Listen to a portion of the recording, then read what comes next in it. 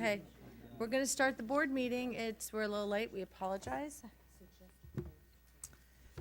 Okay, I guess it's time to do the flag salute. Would Rochelle Marcus lead us in the flag salute? I think she knows this one. You know this one. You got it.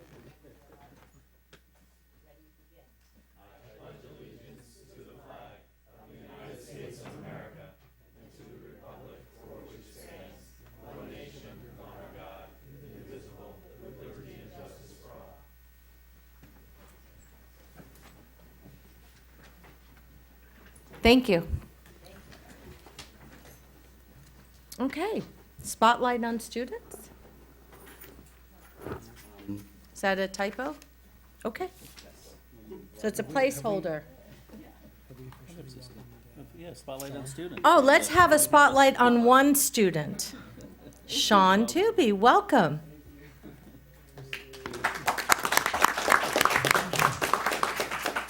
Sean's our new student board member, and you even have a nameplate. I do. Thank you so much. You are official. Thank you. Can't wait. Oh, you say that now. Welcome, and welcome to your beaming, prideful, beaming parents. Who do we have with us? Who do we have with, introduce your parents. So these are my parents, Farshad and Gila Tubi. You guys are incredible. Nice to meet you. Thank you all. Thank you for, I don't always say it, but for the continuous support that you always give me in everything I do. I always appreciate it. So thank you so much. That's wonderful. So we did have a spotlight on a student. We did. We did. Thank you for being here. These are the best times when we get to see you on the first day and on the last day, but you guys are always welcome to come in between. Mrs. Korbutov, I think they say you're never more popular than your first meeting. That's like a boat. The day you buy your boat and the date you sell your boat. But no, you're not a boat. You're a great student board member, going to be a senior. And welcome, Sean. Welcome to our board meetings. And the honeymoon is over. That's it, Mr. Spitz. He has spoken and he is right. Thank you again. Okay. Approval of the agenda. Move to item 6. I'll make a motion to approve the agenda. Moved by Mr. Margot, seconded by Mr. Spitz. All in favor? Aye. Abstentions, noes. It passes unanimously. Report of closed session action. Dr. Breggy. There is no action from closed session. Okay, that was fast. Item number 8, agenda hearing period, public comment. Pam. Oh, my God. Not one public comment. That is a Item 9. first. Item 9. Go to item 9. Item 9, quick. Okay. Public hearing for the proposed local control. My throat doesn't feel great, so Mr. Margot's going to do the reading tonight. Okay. Public hearing on the draft local accountability control plan is now open at 5:19 p.m. Beginning July 1st, 2013, the state of California changed the funding formula for public education and requires school districts to develop a local control accountability plan, LCAP. The LCAP is a plan that aligns the district's educational goals with financial resources.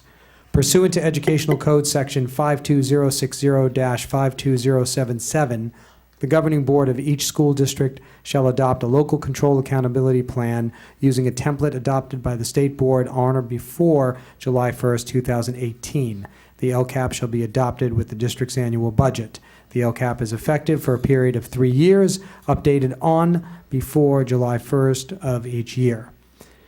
We now invite members of the audience to address the Board of Education on the proposed draft LCAP.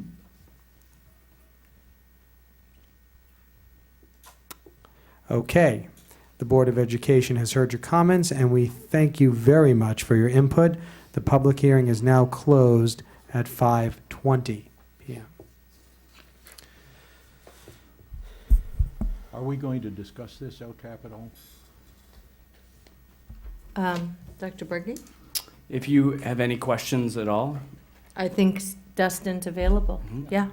You have questions, Mr. Spitz? I have a few. Great. I'm curious, Mr. Seaman, this document is 147 pages long, And it has a lot of facts and data in it. I'm curious to know something. What is the investment of time in preparing this document? And if you can give me some idea about who worked on it and for how long, I'd like to know what the investment of time is. Excellent.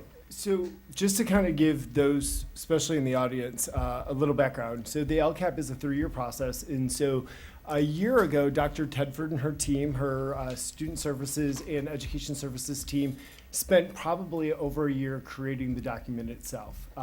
There's a series of focus groups from parent to student to staff focus groups to surveys collected to program analysis, whether that's state data. What's crazy about it is because it is a 3-year document, we're only in year 1. We just completed year 1 of the actual LCAP itself. So we will still be living under this document for the next 2 school years. So 18-19, 19-20. So spring of 2020 will be the next opportunity for us to be able to rewrite the LCAP. For the LCAP though, even this year alone, I worked on it individually, and so it took a ton of time, lack of better terms, to be able to collect the data. A lot of the data is preliminary because if you look in there, like our CAST scores are not finalized by the state yet, so you're pulling a lot of preliminary data, and then you're going to have to replace a lot of that preliminary data with the finalized data.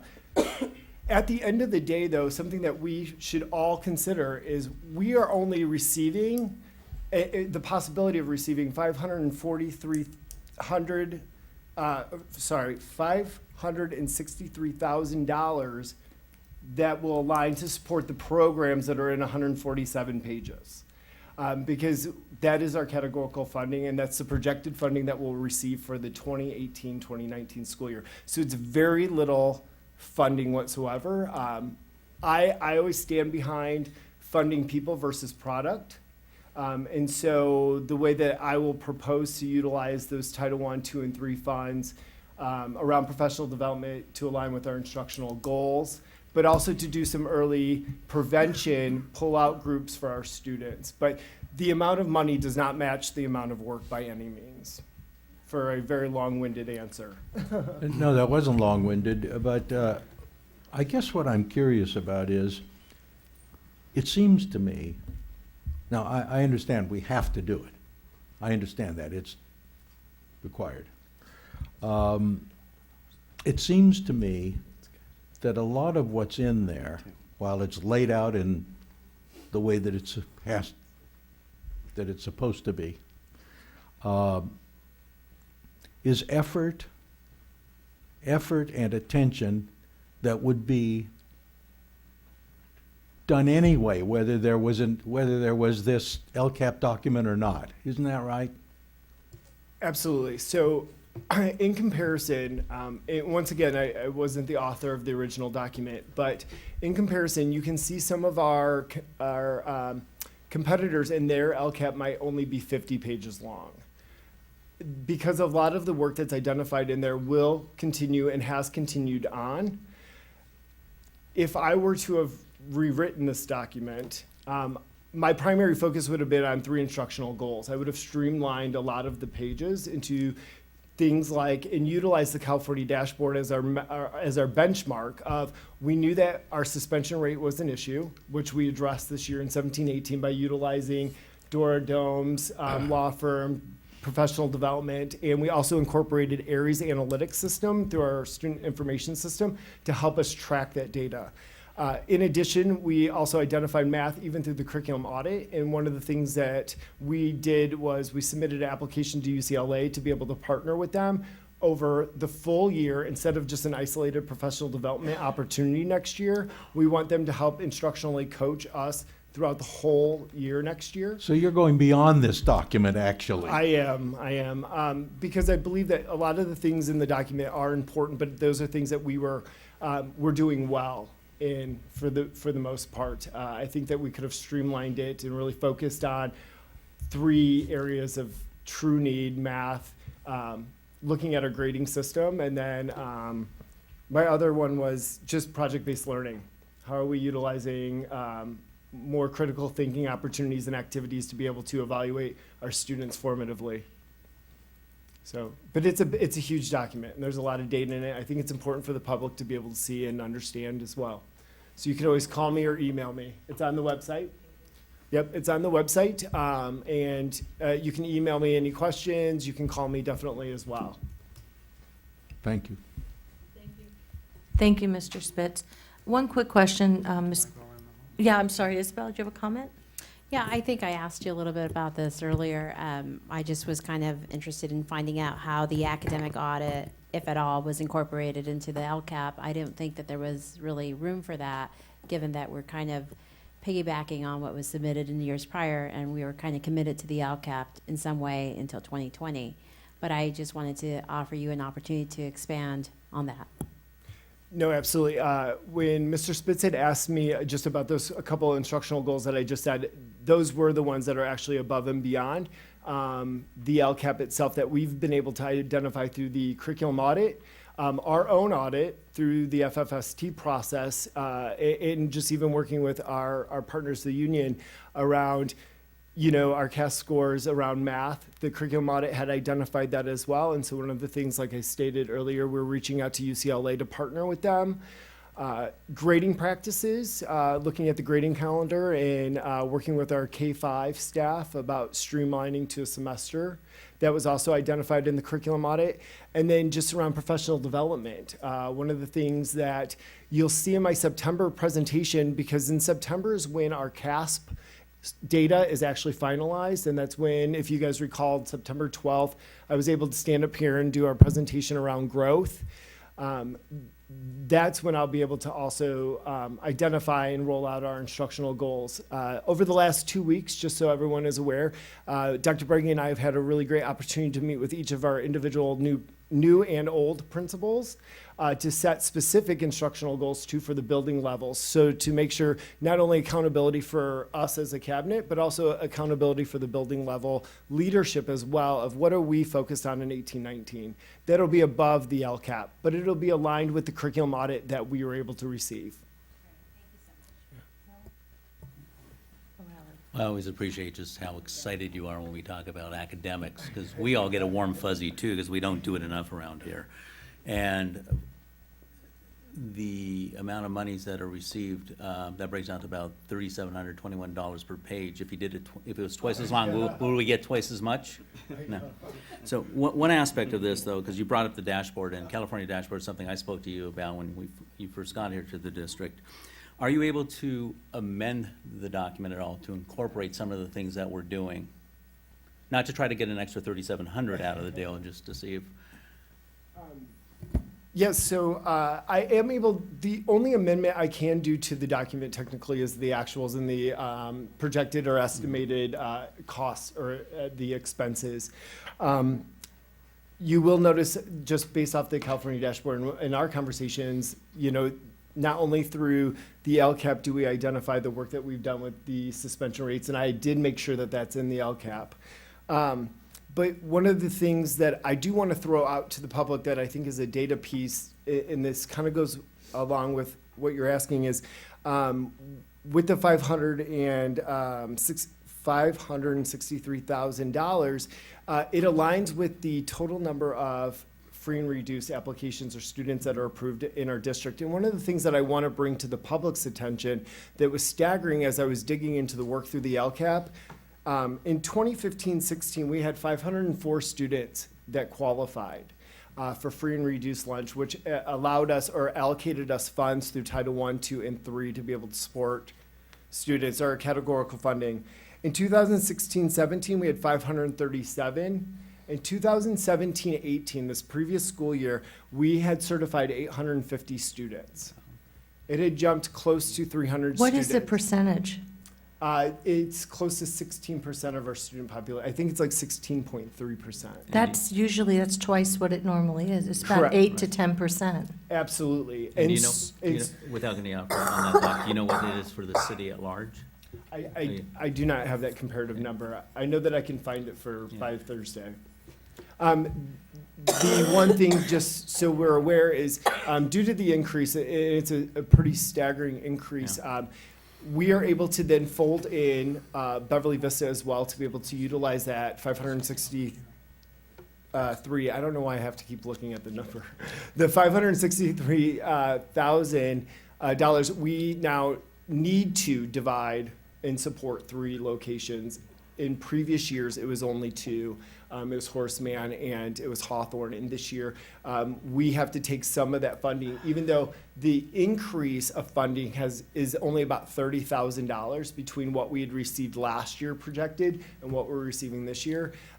So me and the building principals need to get really creative in how we're going to be able to stretch those dollars to be able to support those Title I students 2 and 3. Title II is for professional development, but. Well, that statistic is very staggering and just concerning, and the fact that now we have to spread out a finite amount of money over a larger group, which is unfortunate. How do we make up the difference? Is that general fund money? And how do we make up services for those students when you're now spreading out a fixed amount? And you're adding a site. Yeah, and that's one of the things that we are considering is how do we be equitable for all 4 buildings, even though 3 will receive the Title I funds, but with only receiving $30,000 extra, that doesn't really even purchase, lack of better terms, assist us in being able to hire somebody to support, whether it pull out groups or differentiation around curriculum. That gives me about a 0.2 person. So that's where I need to spend at least the next month on really just getting into the weeds of what can we do, where is it going to best support Beverly Vista without pulling resources from the other 2 that are that have grown programs. So I'm gonna have to come back to you guys once, and this is a preliminary number as well. The consolidation or the Con App is due by June 30th. And so once I submit that on June 30th, we'll have a much more concrete number. I think Chris is in the crowd, but a couple of years ago, we saw a 17% decrease in title or categorical funding. And that's what I hope doesn't happen. I hope that we get the full dollar amount. Great, thank you. I have a follow-up question to his last comment, if that's okay. Or do you want to go, Mrs. Carpenter? So when you talk about a program for this population, is it something that happens in the school throughout the day, or is there a specific point in time of the day where it happens? And that the same question for both schools. So it's 2 sites last year, this current year. So does it happen, let's say, after school or throughout the day, or because I'm just kind of thinking if we're going to provide services for 3 schools now with a little bit more money, but really reduced, if you think about what you're trying to produce and replicate at another site. Is there any way to organize maybe Wednesdays, late start, or after school or early school, and then provide transportation to students so that we're delivering the same access to the same education? Or I'm not even sure if that would work, ideally. So currently, our focus primarily is on early prevention. So our primary target, because we are targeted title or targeted categorical, just because we receive the dollars technically follow the student. And so that being said, in both Horseman and in Hawthorne, the services happen during the day when the student is in attendance. They typically, our primary focus is math, and so we implemented GLAD strategies this previous year to be able to support our students in kindergarten, 1st, 2nd, and 3rd grade at Horseman. At the end of this school year, we were able to then also train about 12 staff at Hawthorne, utilizing the remainder amount of our Title I funding to increase that exposure for those Hawthorne students next year, and that would be my goal going into Beverly Vista, is being able to train the kindergarten, 1st, 2nd, and 3rd grade staff members around that, closing those gaps early around especially math.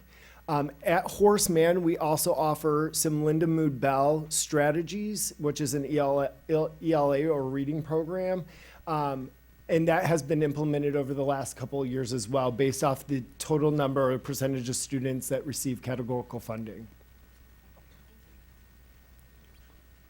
Dustin, the only question I had, I mean, because the CASP's information is really not going to be solid till the fall, I'm going to defer my questions about those preliminary numbers until then. But there's I believe there were 2 mentions of some funding being used for parent education nights for in either tech or student behavior.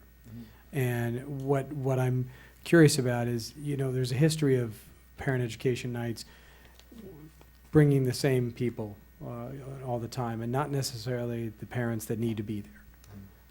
Is there any accountability that we can put on our parents? There's certain things that students must have, parents must have signed, whatever, before they come to school, right? There's something to keep. There's a process. So I'm wondering if there's anything to help tie in, if there's going to be dollars spent with parent education nights to make sure we're really getting an effective use of those dollars by getting parents into the seats, especially the parents that really should be there, not the ones that are the preaching to the choir parents. So that was my question, to see if there's anything we can look into or do about And that. isn't Parent Night funded by PTA? It's a mixture. It's a mixture. And so that is too, that's my statement around the LCAP, just for clarification purposes, is there's a lot, like everything in the kitchen sink, let's say, within this document, but not everything is funded out of that $563,000. A lot of the, you'll see that you got, the Board of Education was able to approve us 2 additional K-8 counselors, school counselors for the 2018-19 school year. I mentioned that in here, but that funding is not coming from the categorical funding source, that's coming from the general fund. And so that's where this document gets a little awkward, is looking at the funding source. Where is it actually coming out of? Is it general fund? Is it categorical funding? Is it PTA funding? But it's nice to show those outside of BHUSD all the great things that we are doing, Right. in addition to what we're going to create. From a parent accountability standpoint, I think that's a time-old question that I'm going to go back to even my days as an educator. Is sometimes the parents that I wanted to have conferences with were the parents that didn't show up, and the parents that I didn't necessarily need a conference with are the ones that showed up. And so you're kind of really just being able to congratulate them on having great kids, right? And so I think that's something that I myself, and I think working with staff, is we always have to try to figure out maybe more creative ways to entice. Unfortunately, I can't prevent or demand. I wish I could. No, but I think that's like the Coffee with the Counselors is a prime example, that the high school hosts parent meetings in the morning versus after school, because a lot of our students have after school obligations, so the parents are able to come before school. So Yeah, I know it's not necessarily related to the numbers in the LCAP, but for me, it sparked the question of, and I guess I don't want to interrupt Mr. Goldstein right there, but for Dr. Berge as well, that we have something that we can start doing, because parents come to back to school night, open house, maybe. They drop their kids off on the first day of kindergarten, they show up at graduation, 13 years later. So we need, in order to kind of push our district, we talk about things needing to get done to get us back to that prominent level. That's one of them. And I think it needs to really be addressed on a serious level, and not just kind of, we'll have some parent education nights. Parents have got to get more involved in their kids' education if we're going to move this district forward. It's part of that component. They're stakeholders.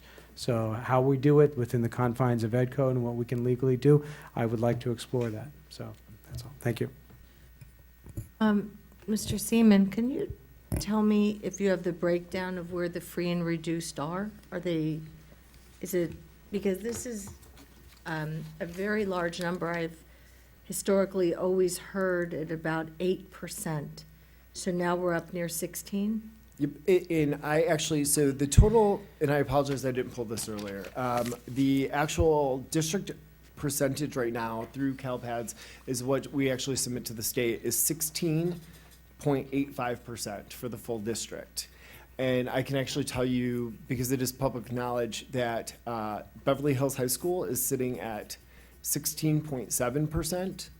Okay. Beverly Vista is 17.53%.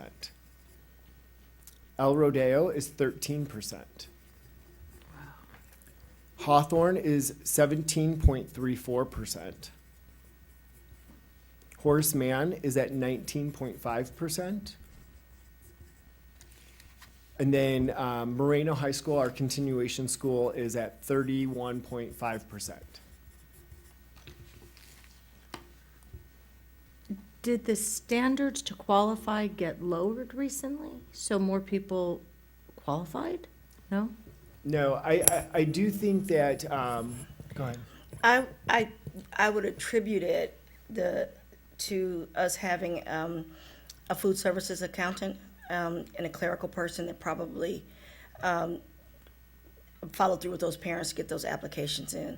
So it more was a clerical rather than our population actually changing. So you think that we actually finally have a real snapshot of the Yeah. amount? Do you think this has been probably the About- actual amount? Right, because remember, we didn't have clerical in that department forever, and we don't have it now because the person is gone. But in this year that you would have here, we would have had somebody bird dogging those applications and getting them in. And it actually translated, as you recall, into our budget in terms of how well food services did this year as well. So then I have a question. I know that free and reduced is the one metric people, that the state can use or the county to track the title, Categorical funding or Title categorical I. funding. We're Title I, right? Yep. So we've left a lot of money on the table with a population that really needed it. Yeah, and that's something that we also, not only where Latanya was talking, but at our site council meetings as well, and I want to applaud our site councils at each of the 4K8 buildings, because I think the parents also did a great job of knowing some of the families in the community that needed to fill out the application and encouraging them to come also forward, and then having somebody follow up through the paperwork process to ensure that we weren't leaving any money on the table. Now that we have this number that appears to be close to accurate, how do we translate that into categorical funds? Is it too late for the upcoming year? No, so I submit it's called the Consolidation App or Con App, and what it allows us to do is submit one application for all three, technically four categoricals. So there's Title I, Title II, Title III, Title IV. Title I is for low income in a sense. Like they call it poverty. Like to use the term low income. Two is teacher preparation or professional development. Three is support of our English language or English learners. And then four is a bit of facilities, which we don't qualify for because we're basic aid. So it's a part of the application that I don't even have to fill out. So the top three, I fill out, I submit numbers and data points like the poverty level at each of the schools, total number of new staff members that we hire each year, total number of EL students that we have, and services that we're providing for both our Title I and our Title III students. And so I will hit submit on that hopefully Thursday. Once that's submitted, they're still projecting us around at $563,410. I don't know that that number will fluctuate much from there. But It's typically. sorry, it- Mr. Margot. sorry. Oh, okay, because, It has to do with what he's saying. it's okay, I'm teasing him, Because you were teasing them last time. No, it's how again. Yeah, through me. I'm a conduit, yeah. So why would it be the same money when we were projecting out all these years 8%?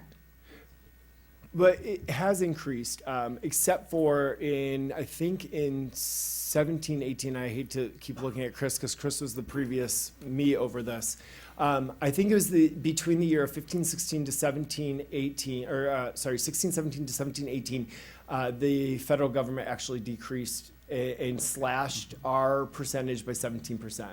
So what they had initially projected us to receive in BHUSD, we received 17% less coming into 17, 18, which then that's my only fear right now as I'm throwing out a number in public that I hope that is what I will receive through the application process and that it won't be decreased in 18, 19 based off, because they're federal dollars, they're not state, correct. They're not state dollars, they're all federal dollars.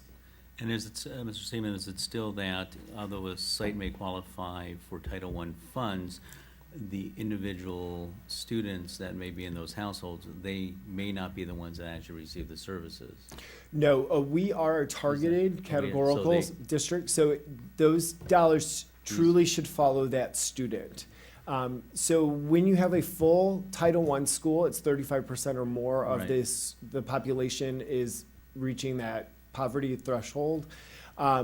That's when you can spend or disperse your Title I funding, full school, wall-to-wall, all students. Right now, that's where we focus. We use 2 data points technically. We utilize our Renaissance Star 360 data, which is we test our students 5 times a year, or assess our students 5 times a year in ELA and math. We cross-reference those data points with our categorical funding to determine those students that should be receiving those supports. So if they're low-performing or underperforming student in ELA or math, and they fall within that Title I category, that's typically the population in which they target for support. So I guess the basic question, could those funds then be used outside of the Title I, of those students as well, if a student falls within, from an academic standpoint, that needs those services? Legally, no. Okay. All right, thank you. Yeah. Yeah. Because of the threshold. Yep. Okay. I just had one more final comment, and this is to piggyback again on Mr. Margot's suggestion about parent nights. I attended I think the entire board was invited to the Iranian Parent Organization's parent workshop, and Dr. Breggy, I know, was there, and Mr. Hertz was there, and I'm really glad that Mrs. Lucas is in the audience, because I found it to be fascinating that, and maybe this is a suggestion for part 2 of more of a workshop to be had in the district, offering it to the entire community, to the parent community, of course. And it was her presentation. This was Dr. Nanas Parinia, who really focused on how the brain develops with technology, emotional intelligence, and mental health issues that could be on the surface there if we don't have a balance. And so I, as a parent, I did not go there expecting to learn everything that I've learned. And I actually went there with the idea, because I had a commitment to go to an event afterwards, but I was late to my event because I found the information to be so well put together and delivered. And I would love to see that maybe to be part of an ed night or something that we can do. I think the parents would really benefit, and I think, to Mr. Margot's point, we want to have people show up to these events knowing that they're going to walk away with a piece of information that they can go home and use. And I literally came home, and we were going to this event, and I told my kids, I started talking to them about what I learned, and we were all engaged in the conversation. I think she's so dynamic. Did you not feel her did you not get that connection from her? I mean, she was just so dynamic in her presentation. She was so thorough. And again, it was about, emotional intelligence, mental health issues, and how technology, there has to be a fine balance in school and out of school with technology. And these are all issues that we're dealing with as we look at our security issues, safety issues, and even as we integrate technology. And Dr. Breggy, I know that you and I did not have a chance to talk about that, but did you feel that was a fine presentation? Yeah, and I always feel that I'm able to walk away with new pieces of information when it's coming from different experts in different fields. The technology department did such a nice job as well. Choosing and selecting the right speakers is really important too. It's tough because I think that school districts across the country are always competing with everything else that's happening with events and their own kids' lives. But I think that if we're really intentional about certain nights that we want to focus on and not just keep saturating with different parent nights. If we really focused on what we want to do and we communicate that well, and I think the big piece is that it's really relevant, parents will come. And we were able to see that through technology this year. And it was really nice to see that we were packing the place, whether we were at Beverly Vista or at Horace Mann. It was really nice to see that if we put on something that's really worthwhile and that parents could leave with something, with some tools, people will come. So we definitely want to focus on continuing that into the next school year. No, I believe this is not an action item tonight. We vote on this on Thursday. Correct. Okay, so we can. If I may, actually, I just want to add a comment about the LCAP. So this past year, I was one of the student representatives for the WASC team at Beverly. And when I was just thinking back to the process, and for those of you who don't know, it's the process for the school accreditation at Beverly. And it was, for the whole year, it was tons of data collection and all of that. And when I'm looking at this nearly 150-page document, I couldn't help but wonder if any of this information can be used for the WASP process and filling in any of those holes to help, I guess, make that process a lot more effective and quicker. No, that's an excellent question, and they do. They work in tandem. And so similar to, so you have the LCAP, the local accountability plan, basically, and then with WASC accreditation, they will look at this document and the data that you guys are pulling as well. A lot of the questions that you guys pull around the way that we assess students, professional development, some of those things are addressed in here. And also addressed in a third document, which is the consolidation app, which is around categorical funding. So it's kind of like triangular data that's all, they each support each other. Exactly what you asked, Sean, is one can fill in some of the holes for the other and vice versa. So Just wanted to clarify. Thank you. yeah. So it's not an action item, we're going to vote on this on Thursday. Okay, so item 9B. Okay, we have a public hearing. Public hearing regarding the 2018-2019 adopted budget is now open at 5:53 p.m. Pursuant to Ed Code Sections 42127, 42126, and 42103, the 2017-2018 adopted budget has been prepared. Isn't this the 18-19 budget? Yes. Okay, so I'm amending what I'm saying, Ms. Kraushauer, just so you know, in case that's posted. The 2018-2019 adopted budget has been prepared, made available to the public for review, and publicly advertised as required. We now invite members of the audience to address the Board of Education on the 2018-2019 adopted budget.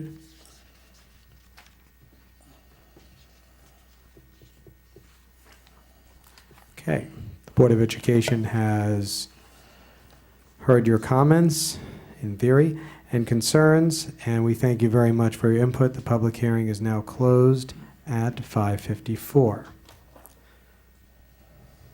So I think we have a presentation on this, or we just, this is, once again, this is an action item that will be voted on Thursday. It has to sit at a public meeting first. So.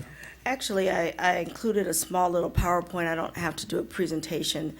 It's very much the same as what we presented at your budget study session. The only change is we had to do a prior year adjustment from the Measure E audit, a settlement of a salary that we needed to go in, which we adjusted our, a settlement, I'm sorry, that adjusted the beginning balance by $94,000. But the rest is the same as we presented to you at the preliminary budget study session.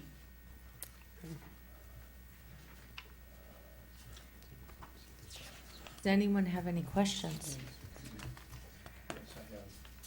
We start with Mr. Tooby. I have a comment. Oh, No questions yet. Okay. I have a comment, Mrs. Gorbatov. I will not vote in favor of this 2018-19 budget because I believe it does not comply with LACO's order to address deficit spending in a fiscal stabilization plan. It projects deficit spending of $6 million over the next 3 years, diminishing reserves by 36%, from 16.3 million to 10.3 million. However, this budget does not include the annual cost of armed security guards at the schools, which I believe the board intends to continue. Including that annual expense of about $2 million, the projected 3-year deficit will be $12 million, depleting reserves by 74%, from 16.3 million to 4.3 million. That degree of reserve depletion is exactly what LACO disallowed in their letter of April 10. When the board approves continuation of armed security guards, the district will have to send a revised budget to inform LACO of the significant change in deficit spending.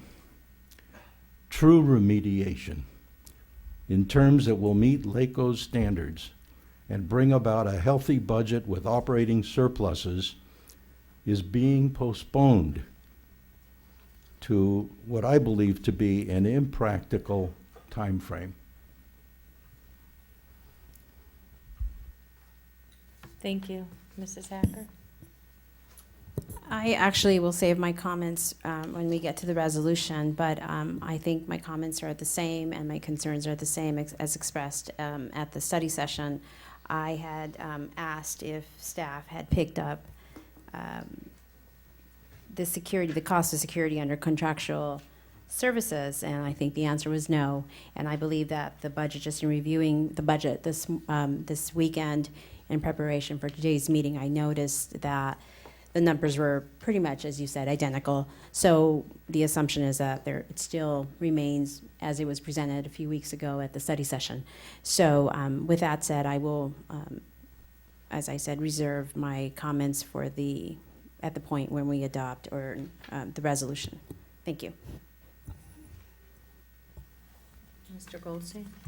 Ms. Kirk-Carter, on page 5 of the adopted budget presentation that you've handed us, with regard to the proposed budget for 2018-19, you're projecting annual revenues is $69.9 million, correct? Yes, And annual expenditures approximately $71.5 million. yes, And you're referring to that as change in fund balance about $1.6 million, correct? yes, A year ago this time, when we did our 2017-18 projected budget, your projection had us a change to fund balance of approximately $5 million. close, yes. So in tightening up your budget, which was part of the fiscal stability plan, you found savings within the projected budget, or at least open POs, or going through the budget, about $3.4 million that was projected in 2017-18 that we're not projecting in 18-19. Is that correct?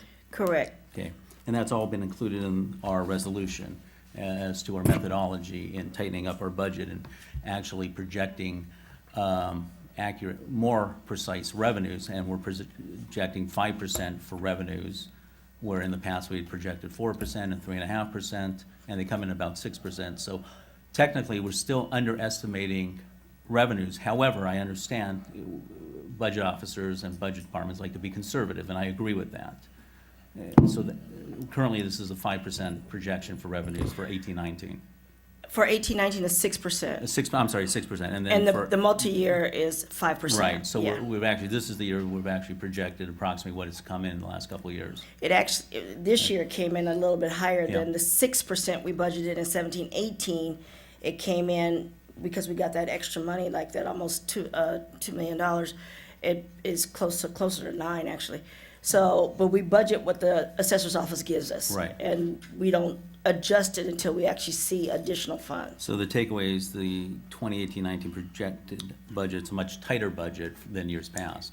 We think so. I will see how it looks at this time next year, but we really felt that it was our fiduciary duty, and it was requested by the board to go in and see not only our revenues but our expenditures and how they were tracking, and it was we talked about it at the preliminary board hearing. It was a very cumbersome exercise, but initially, but we've put procedures in place in order to do it at each interim reporting period, so that we continue to massage the expenditures so that they are neither inflated or deflated, rather, where we're not showing money that we're going to spend in relation to the security expenditure. We don't have a contract. If I were instructed to put that in there, or if there was a contract, as in the case with our negotiating partners, that is a contract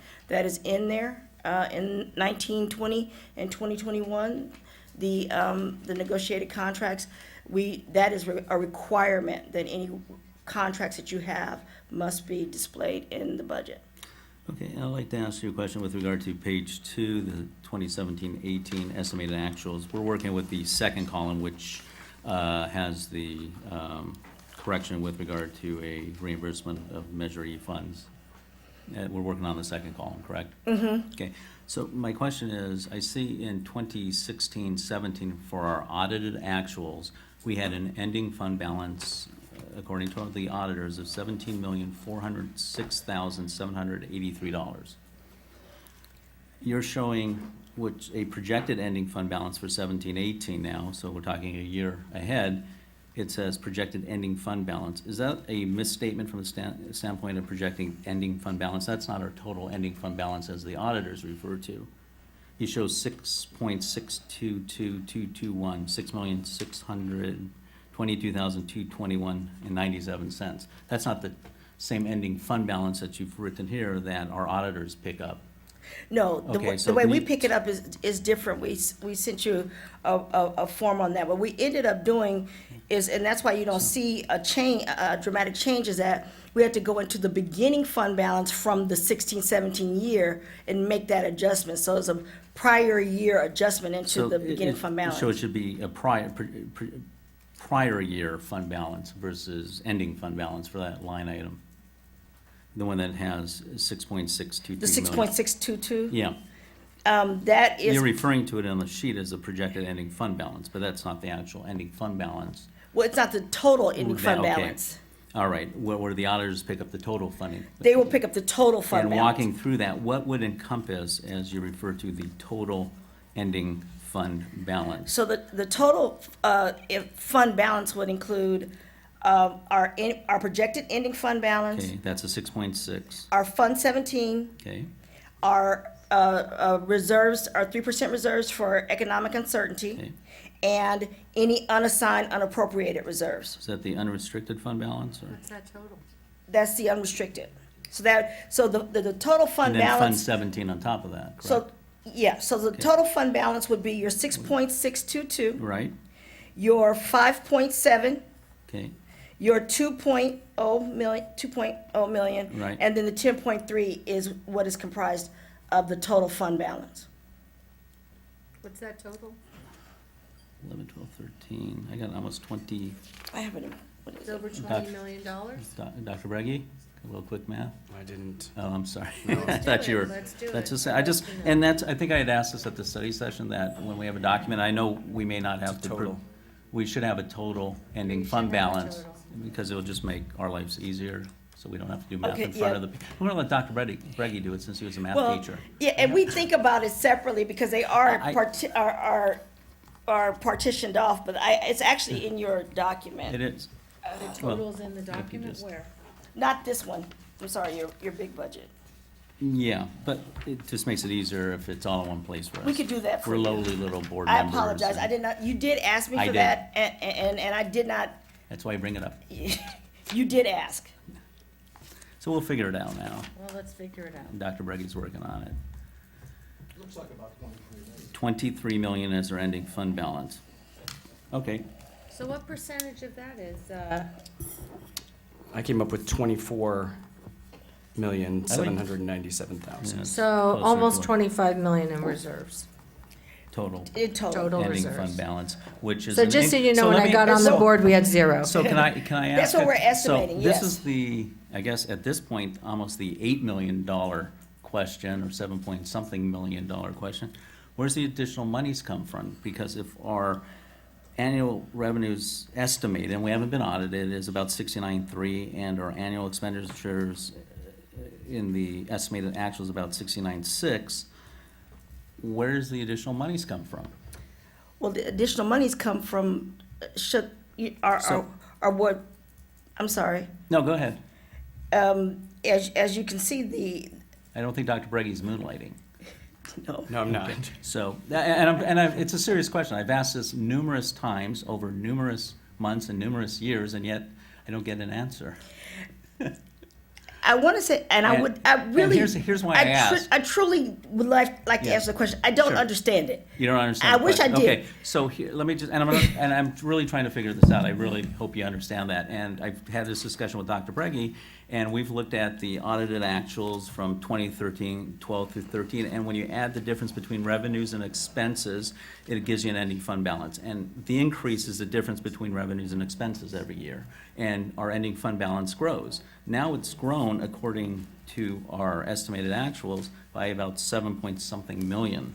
And that either means somewhere we need to have more revenues in there or less expenses, because unless it's coming from somewhere else. And that's always been my question. Nobody seems to be able to answer that.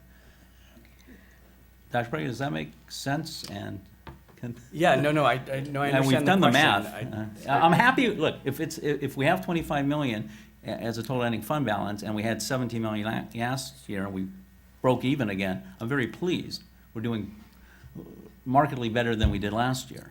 But the question is it truly money we have, or is there a calculation somewhere that is off? And I don't mean to disparage the business office, but that's a lot of education that the next board's gonna have to play with, to do good things with, if that's accurate. I hope it is.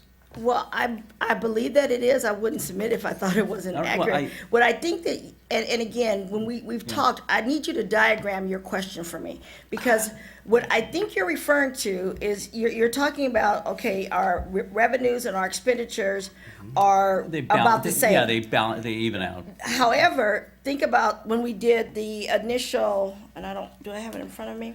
But- When we did the initial second interim and first interim in the original budget, our expenditures were tracking at about 71 million at that point. Yeah, They but that weren't was track- projected. That was projected. These So are, now, these are more actual. So- They're not gonna change much. When the Exactly, auditors which- do it, that will probably be to the good a little bit, one way or the other, or not, but So if you're it'll be very close. exactly. So if you're tracking 71 million in expenditures and you didn't spend it, it's going to drop back down to the bottom line.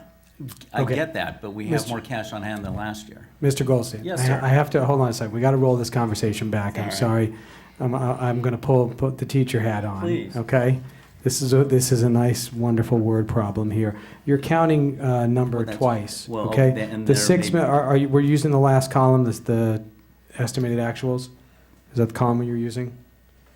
The It's- estimated well, actuals? According to Ms. Latham, we're Okay. using the second So- column, and I'm asking. So if you look under the third gray bar there, which has your Yeah. projected ending fund balance, Yeah. that 6 million is actually the sum of the next two boxes. 9 and 5. So you don't count those Okay, is that again. accurate? So, Of course, it's accurate. wow, Yeah. that's why I'm trying, but when Okay. I asked, that's why I was trying to ask, what makes up our total fund balance? Okay, so okay. therein you have your okay. 3% reserve, your fund 17, which is around 13 million, and then you have an additional 6.6. So you're probably dealing with around 19 million here. All right, so Okay. that would make So I a just want to little bit- clarify the number. I'm and sorry, make it you're make more correct. sense. Okay, good. No, All right, because so I didn't answer I said- correctly. That is That's correct. That's, I got a sorry, I big- knew. That you're, I got a big M under this shirt. Yay, Mr. Margot, we got a For math. We got a teacher. I was educated in Beverly Hills. Unrestricted. Okay, so thank you for answering that, because it Okay. didn't make sense that Yeah. we picked up another almost 7 million and we couldn't explain where it came from. So with that math, and we're about 19 million, which is what we were at the study session, so that makes a lot more sense. 'Cause I right, was and I expecting didn't to- answer the, and I Well, that's why I was saying there had to be a sincerely apologize. calculation Because error I'm or listening, but I'm not, Not a problem. I just want to make sure, if, it didn't seem right, and that's what I was trying to talk this thing through. So we're still at 19, it's essentially what we discussed at the budget study session on June 6th. Yeah, The there's- 19 million, okay, and that makes a lot more sense from a mathematical standpoint. Yeah. All right, so we're good. So we're about 19.096357, or roughly whatever those numbers come out to be. Yep, I'm So we getting it. we still picked up about. Like 18,174,942. All right, so we picked up Without about. the restricted and unrestricted. Okay, great, all right. So we're still increasing our ending fund balance year in, year out. That's a Well, good thing. and It is a good thing. I think that just as before, as trends go, there's two trends that I would like to, I don't want to be the naysayer. It's real hard for a But that's your business- job. It is my job. And that's It's- okay. It's hard for a business manager to give good information. Well, you're supposed to give good information. That we're- But you're hard to, I've noticed business offices don't like to give rosy pictures. They're a little bit more conservative. And so what will happen now is just that, just as before, where our revenues, Something like that. we were always counting on additional money at the end of the year because we underestimated revenues, and we do get the rosy surprise with AV value. But if you recall, we were looking back at, since we've become basic aid, and there's been some years that we've significantly underestimated revenues and had large prior year balances, which we don't have anymore. As we tighten up the budget and we're better at our budget management, you won't see The big swings. you won't see the big And that's swings. always been my point. And so we should definitely pay attention to the projected decrease, which is why we do have the fiscal stability plan. And that wha- we're going to be looking at it as because if we can leave it Right. steady, then we're good. And why that's important, why I've been not arguing about it, but really advocating for us to do it this way, to do it, because when Mr. Seaman has a program he wants to run, or Mr. Hertz, or Dr. Breggy, or Ms. Chisholm, or Mr. Pavone says, I want to hire more people, or site administrators want to do something in this district, and you, not you personally, but a business officer says, you don't have the money for it. And we go, yeah, we do, because we always do, because we're underestimating revenues, overestimating expenses. That means we're shortchanging our students if we don't run those programs, because we're being told by a business officer, not just you, many business But no, officers going absolutely, back, 100%. we can't do that program because we don't have the money, when in fact we do.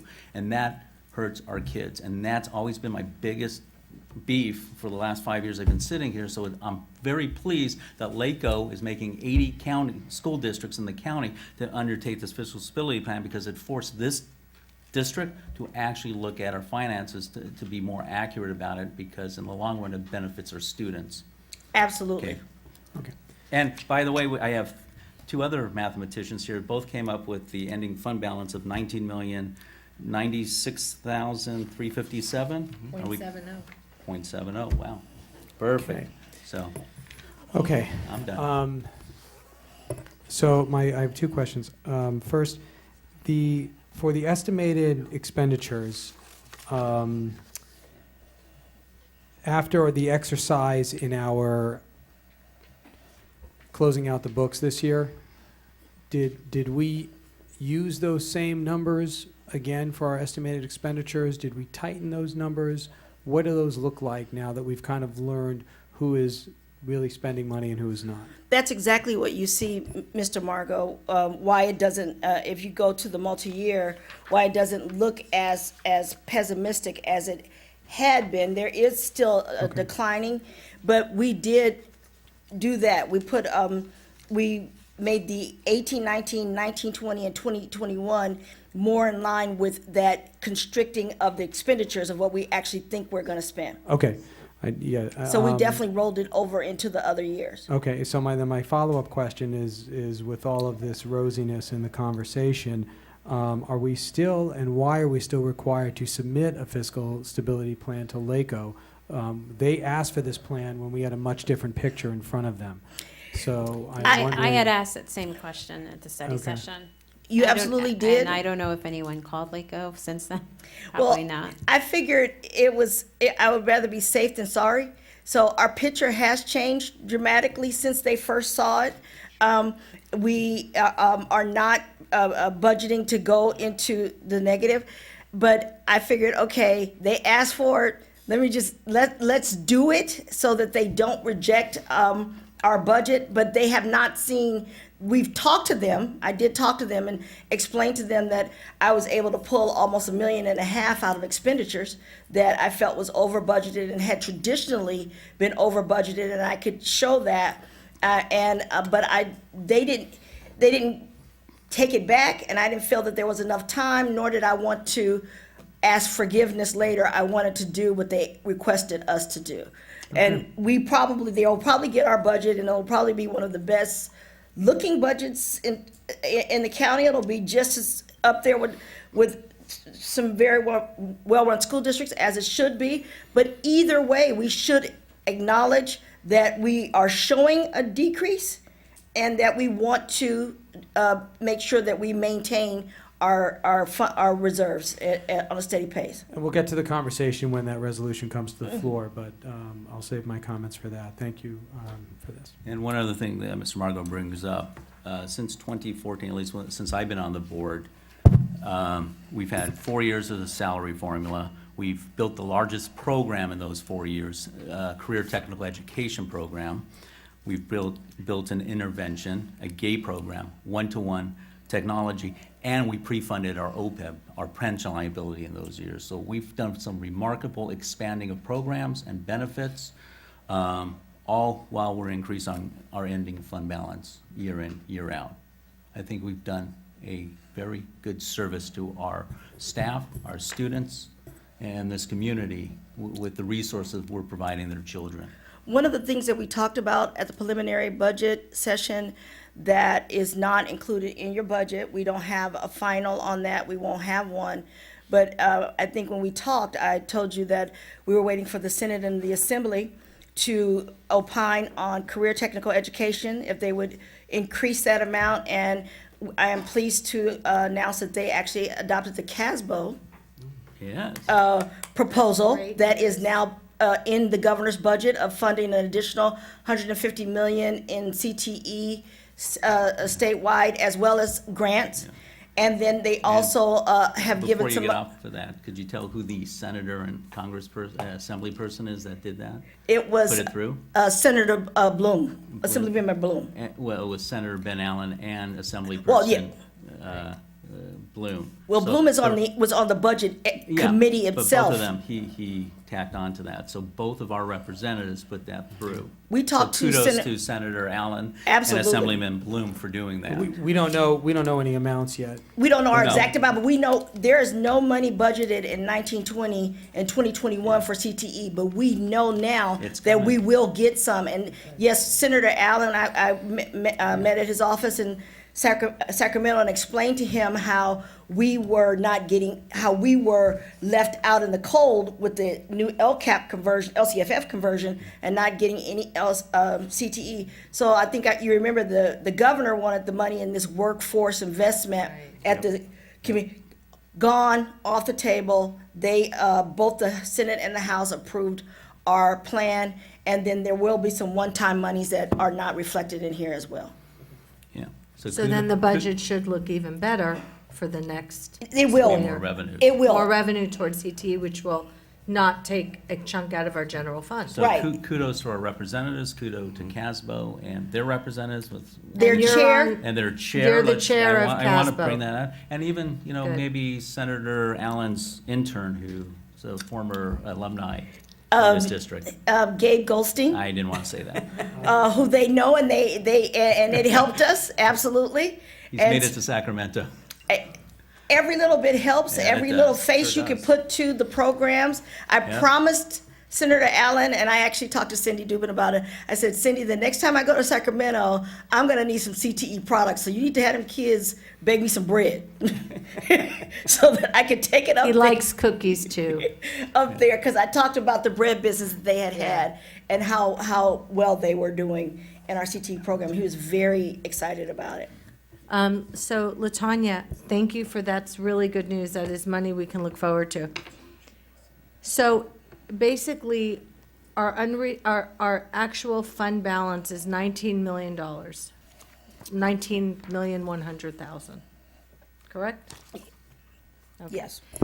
So, is that in any way mirroring a district that is becoming insolvent? No, insolvency is, again, it's a very healthy fund balance. We need to look at what's projected, which is not a forecast. All we're doing is projecting it. That means we need to react to it. We've talked about it. We've talked about it again and again. We will react to it in 1920 and 2021. But no, it's a very healthy fund balance for $69 million in expenditures, yes. Okay, so, We even, how much would we have if we hadn't paid down OPEBs? the OPEB is part of an actuarial study that looks at our long-term Right, liabilities. but we've made payments. We've That made reduces liability. Three, I know that, but three payments. We've made two. Two. And we made one in 17, 18, Right? and we have it budgeted every year going Right. forward. Right. So actually, our ending fund balance would have been 21 million approximately. Yeah, if we didn't pay the OPEB. That's what my point is. Oh, yeah, if we didn't pay Not the only OPEB. have we saved money but we've actually paid down obligations that will not grow Right, and exponentially what's for important future about- boards. and what's And, important- and we, I'm sorry, and in this budget, even though the city did offset some of that with reimbursement, there are expenditures for the oil well in here that we don't intend to incur next year. Right. So there, What number is that approximately? the total, the city has given us back, I think our total out of pocket is close to about $500,000 total is about what we ended up having to eat, because we got $760 from bankruptcy, and the city has given us back about 5.5, 7.5, something like that.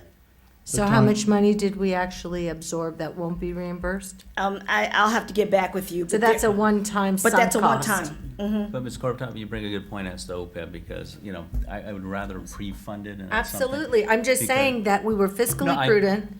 We have a great ending But fund balance let's that's explain what increasing that every means by year. pre-funding versus pay-as-you-go, as this district used to go before we were on the board, and Yeah. Mr. Margot, yourself and I went ahead and pre-funded OPEB. That liability was pay-as-you-go, a couple $100,000. The actual amount was close to, yeah, I think we were paying like 250, 300. 350, 400,000 is a pay-as-you-go and amount. now we're almost close to $1,900,000, 900,000 or so annually, which is important because if we didn't, over time, and this is what the actuarial told us, this is what came from our finance committee, if we didn't, that pay-as-you-go number that we would have needed would have gone to hundreds and hundreds to millions of dollars annually that would have come out of our general fund. So by paying up front, we markedly reduce our pension liability, which then helps us to be able to maintain this $900,000 payment versus it ballooning up to $2 or $3, $4, $5 million encroachment in a number of years from now.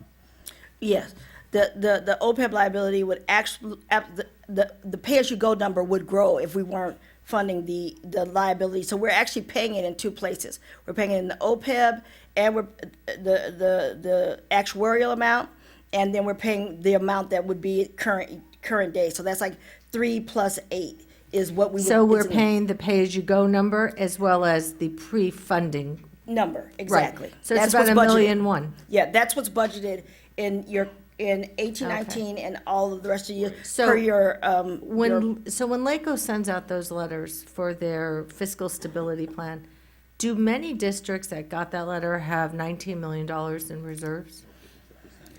Percentage. Well, we're actually small, Right. It's a percentage of the district Yeah. and revenues. percentage-wise. I think that, I don't know in LA County, I know that our 23% is good. It's on the high side. It's on the top side. It's definitely not the highest in the state, because the state average reserves is for a regular school district are hovering around 15 to 17%. So 23 is really good. It's well within your board policy of keeping 20% fund balance. But remember that reserve for uncertainty is that 3% is not spendable. So, I mean, there's nothing about the budget that I feel that is not healthy. If I wouldn't submit it, I do feel very good of constricting those expenditures.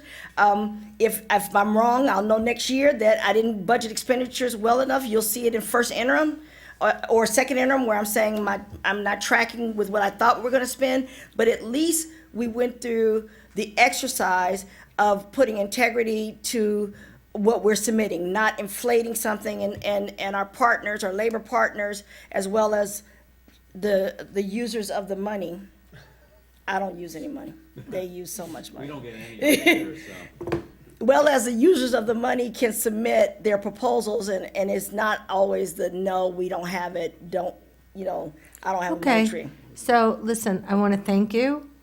This is a better picture than Angelique, started out a for year help- ago. Thank you, Angeli. Thank you.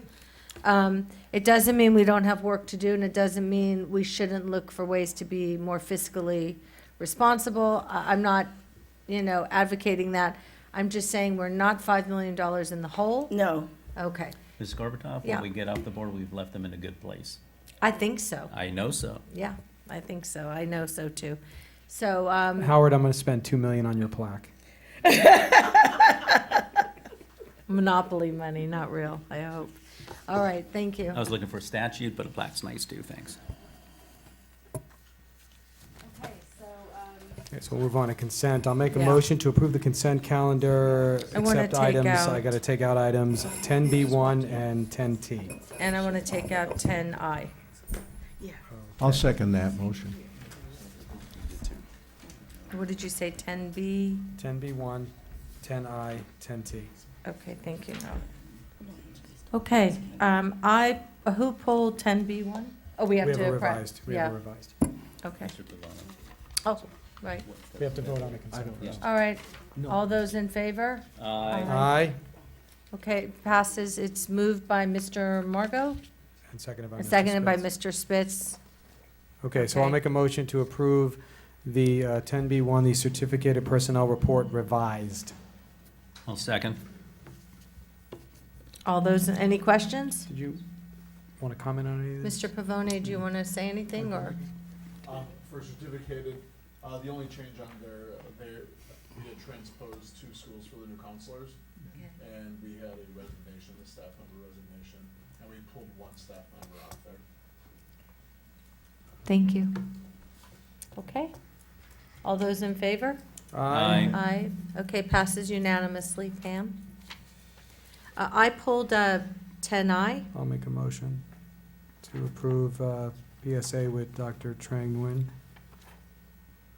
I'll second that. Moved by Mr. Margot, seconded by myself. I pulled it because she's remarkable. I know her. Yeah, she's an eye specialist, and she is I don't know why. I'll just turn it off. It's really terrible. She's an eye specialist, and she's an optometrist, but she actually works with special needs kids with any kind of eye issue. Yes. Mechanical. Tracking. Tracking, using your eyes in stereo. I mean, you can't imagine how many things people with full sight, normal vision take for granted. You just can't imagine. Vision So- therapy. Yeah, vision therapy. Yeah. So my daughter used her for years until she fired us, because you reach a plateau and you're done. She's gonna get as much out of you as she can get. She's remarkable. She works you hard. She's got a fantastic bedside manner, and she can take a kid that has real deficiencies and bring them to the point where, like, my kid is reading voraciously, normal print, painting, and has beautiful handwriting, and, draws. This woman is a miracle worker. I'm just so glad to, every year when I see her back here. There was a time where we had a special ed director who rejected her, would not allow for vision therapy, and said that it was voodoo science, basically. So, We actually have it on IEPs for our students now. yeah, thank you. I was on the board when this happened, and I just continued to take my daughter anyway, and I did it all throughout the summer, and I always took her until we got fired, because we are done. But I'm just so grateful to see her back. She is really a miracle worker.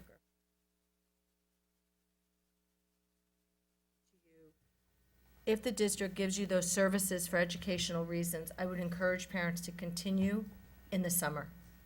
There is so much bang for your buck in the summer when you don't have scheduling problems, and she's in Santa Monica, the traffic's bad. If you can get to her at times that are not traffic and stressful, There's so much improvement for your child. It is remarkable. So thank you, Ms. Chisholm, for bringing her back. She's really a secret sauce. Thank you. Yeah, all those in favor? Aye. Okay, Pam, it passes unanimously. Thank you. Okay, I'll make a motion to approve the ratification of purchase order number 22, 2017, 2018. Oh, second. Okay, I'm going to recuse myself. Any questions? All those in favor? Well, you got to take a roll call. then. Oh, okay, I'll take a roll call. But Well, Pam will. Pam, you can take a roll call. T.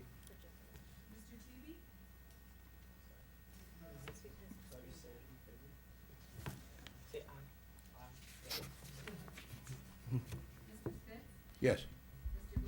Yes. Yes. I recuse myself. So it passes 4, and Mr. Tooby, however you count that, 4-0. Thank you. Okay, Dr. Breggy, you are the only person here as superintendent, so it's your report. Okay, so just a quick update. I had the opportunity earlier today, as a matter of fact, to address the city council and provide them with an update on security, and I was able to share with the city council that we have short-term and long-term goals for security. Our short-term goals are looking at an RFP that we're just finalizing so that we can send that out for security companies that might be interested in bidding on services for the next school year. Our long-term goals are a more layered approach, which we've had the opportunity to sit down and explain and work with the city and also the Beverly Hills Police Department, a really important piece of our security plan, and that is that information sharing piece. And I was asked today by someone on the city council to talk about what's going well. And one thing that's going well is our relationship with the police department. They have been phenomenal to work with as we have unveiled our security plan. They've been an instrumental part working with our consultants in achieving what I believe is going to be, we're going to be leading experts in the country in security. Very excited about that piece. We have introduced to the city some cost-sharing proposal as we look at what I would consider to be the most important part of any security plan. And there's some real innovation behind this next step for us. And it goes beyond just having armed security. This goes into an information sharing, a fusion center, where you actually have people that are dedicated to looking at the cameras that we have a huge investment in. And also, we can't deny that overwhelming social media presence that we have that is really, the key word here is just being preemptive.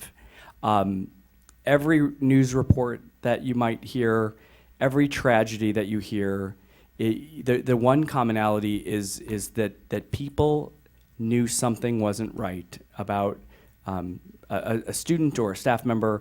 And that's that piece that we have to get innovative here, and we have to get in front of it, and not just wait for something. So it goes beyond just having the staff. That's important. But the police department sees this same vision as well. And we're putting together a lot of details and some timelines, and we'll have more information in August. But it's important for me to share with you that we're really moving in the right direction. Because we have to stay a step ahead. And we've got a lot of programs and services available to kids and also our staff, but we have to continue to be in front of what's happening across the country, if not the world. And I think that we are going to be able to do that. We're on our way. The other update that I wanted to give you, and it's not the good news. I get excited about some of the security work that we're doing because I think that we're going to have people from across the country coming to visit us soon. I am very concerned. As a former teacher and a principal, I've been very consistent about how I feel about student rights and student safety. And so this is a slide that I've showed you before. And we're here every day, and we have a lot going on our campus. And it's important that we continue to keep our eyes open and our ears, and because we have a lot that's going on, from the oil well to our own construction to the metro laydown area. And it's important to share with you some information, and with the community as well, some disturbing information that is a huge concern.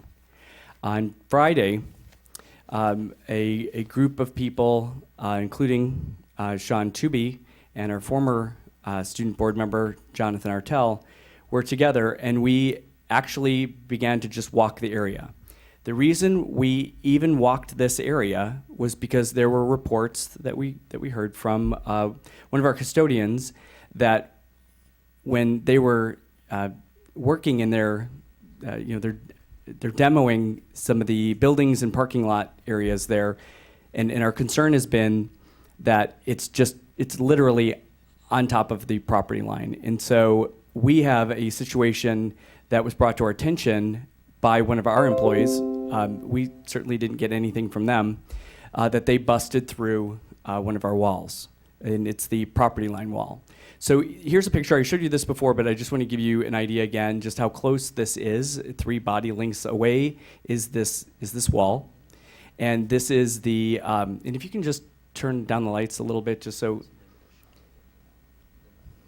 And I don't know if you can get a shot of this with the camera at all. I don't know if that will come up, but I think it's important that we try to get this so people can start to see what's happening, because it's summer, and I'm worried about things happening in the summer without people getting a chance to take a look at it. But, well, that didn't come out great. Okay, so this is I'm going to show you a video. It doesn't look like it's a video, but it is a video. And I want you to, this was Friday, and we thought that this was our own construction that was happening on the B1, B2 buildings, but this is not. This is happening in the metro area, and I just want people to be aware of what's happening.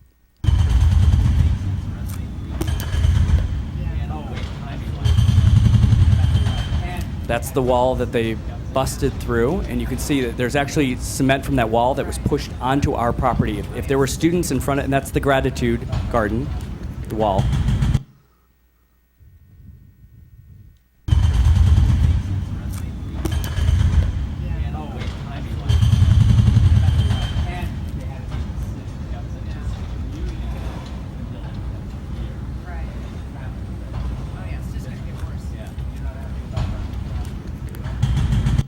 And then we were concerned about that noise level, and so we said, let's walk in one of the classrooms.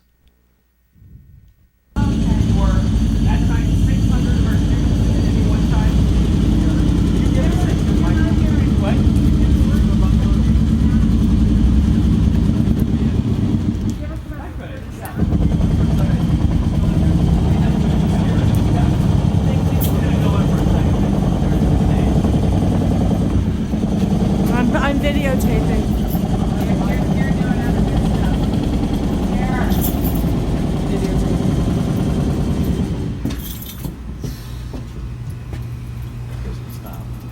Well, then they just started. We also want to take everyone to the roof. So, what's that right there? Sorry? That is classroom building. Classrooms up there, and then You can feel it. You can feel It's it. vibrating. Yeah, you can feel it. The room There's is- no way. Feel Almost this. like an earthquake. You can vibrate. The entire floor was shaking. oh my god. We've all been to New York. Look, guys, look at my water. Yeah, that's a great. Yeah. It's like Jurassic Look at the Park. water, That's it's great. vibrating. And that's only one machine going on. This is crazy. Yes, there's no way. I cannot test No way. It was deafening No, inside. Terry, this is not acceptable. I'm sending this to the congressman, to both of them, and Walters. Somebody goes underneath this.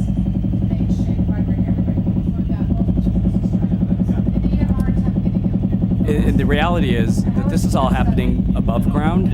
They haven't even started their tunneling yet.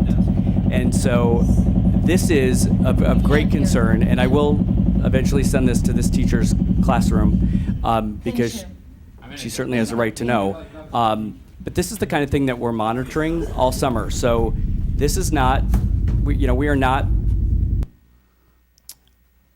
over-exaggerating this. This is a huge concern. And we have a responsibility, and I certainly do, that that this be stopped. This is not conducive to any learning environment at all, for any classroom, for any student, anywhere. And I would hate to think that just because we're Beverly Hills that we're being overlooked, because if this is brought to the attention of the powers to be, that this is happening in another school district, I can assure you that there would be more attention on this already. So it's important for us to share this information as it becomes available to you, and we will continue to update you as we continue to monitor the progress for the Metro laydown area. I have a question. It's okay. So first of all, thank you, Dr. Breggy, for your report. I do have a question, just so that we're clear. I did receive the email that you sent yesterday, which basically is a synopsis of what you showed us at the video. Just for the record, could you please, so that we inform, you said there was a group of people, could you tell us who was with you? Yes, so there was a few people there. So let me, there we had board members, Lisa Korbatoff, Howard Goldstein. We had a very special guest join us, Erin Brockovich, who is an advocate for all people. She joined us and is interested in learning more. We had Marvin Wayans. He was with us. We had Sean Tooby, Jonathan Artell. Who am I missing? Terry Tao, our attorney. Erin Brockovich had some questions about where we were legally with the fight against Metro. And who am I forgetting? Lewis Hall was there. Oh, Lewis Hall was there. I met Lewis Hall. Okay, so I just want to be clear that I appreciate, again, the information, but I just want to, for the record, state that I had no idea that this was happening, nor, and the fact that we had a lawyer there. Was there a reason why the lawyer was there other than the request that came from Mrs. Brockovich? Is that what I understand, or is that standard, or? Well, part of the reason why we had Terry Tao there is because we knew that there was the decibel level, like he's working with the environmental report, and so he is aware of what those levels are, and so he was able to work with Jeff Powellman to, and they actually did an actual test to see what He they actually are. said that he thought it was much lower. He had never dreamt it was that loud. So he actually disappeared for about 20 minutes with Jeff, and he was recording. So it actually was very fortuitous that he was there, and Jeff came to find us. Then they disappeared for a little while.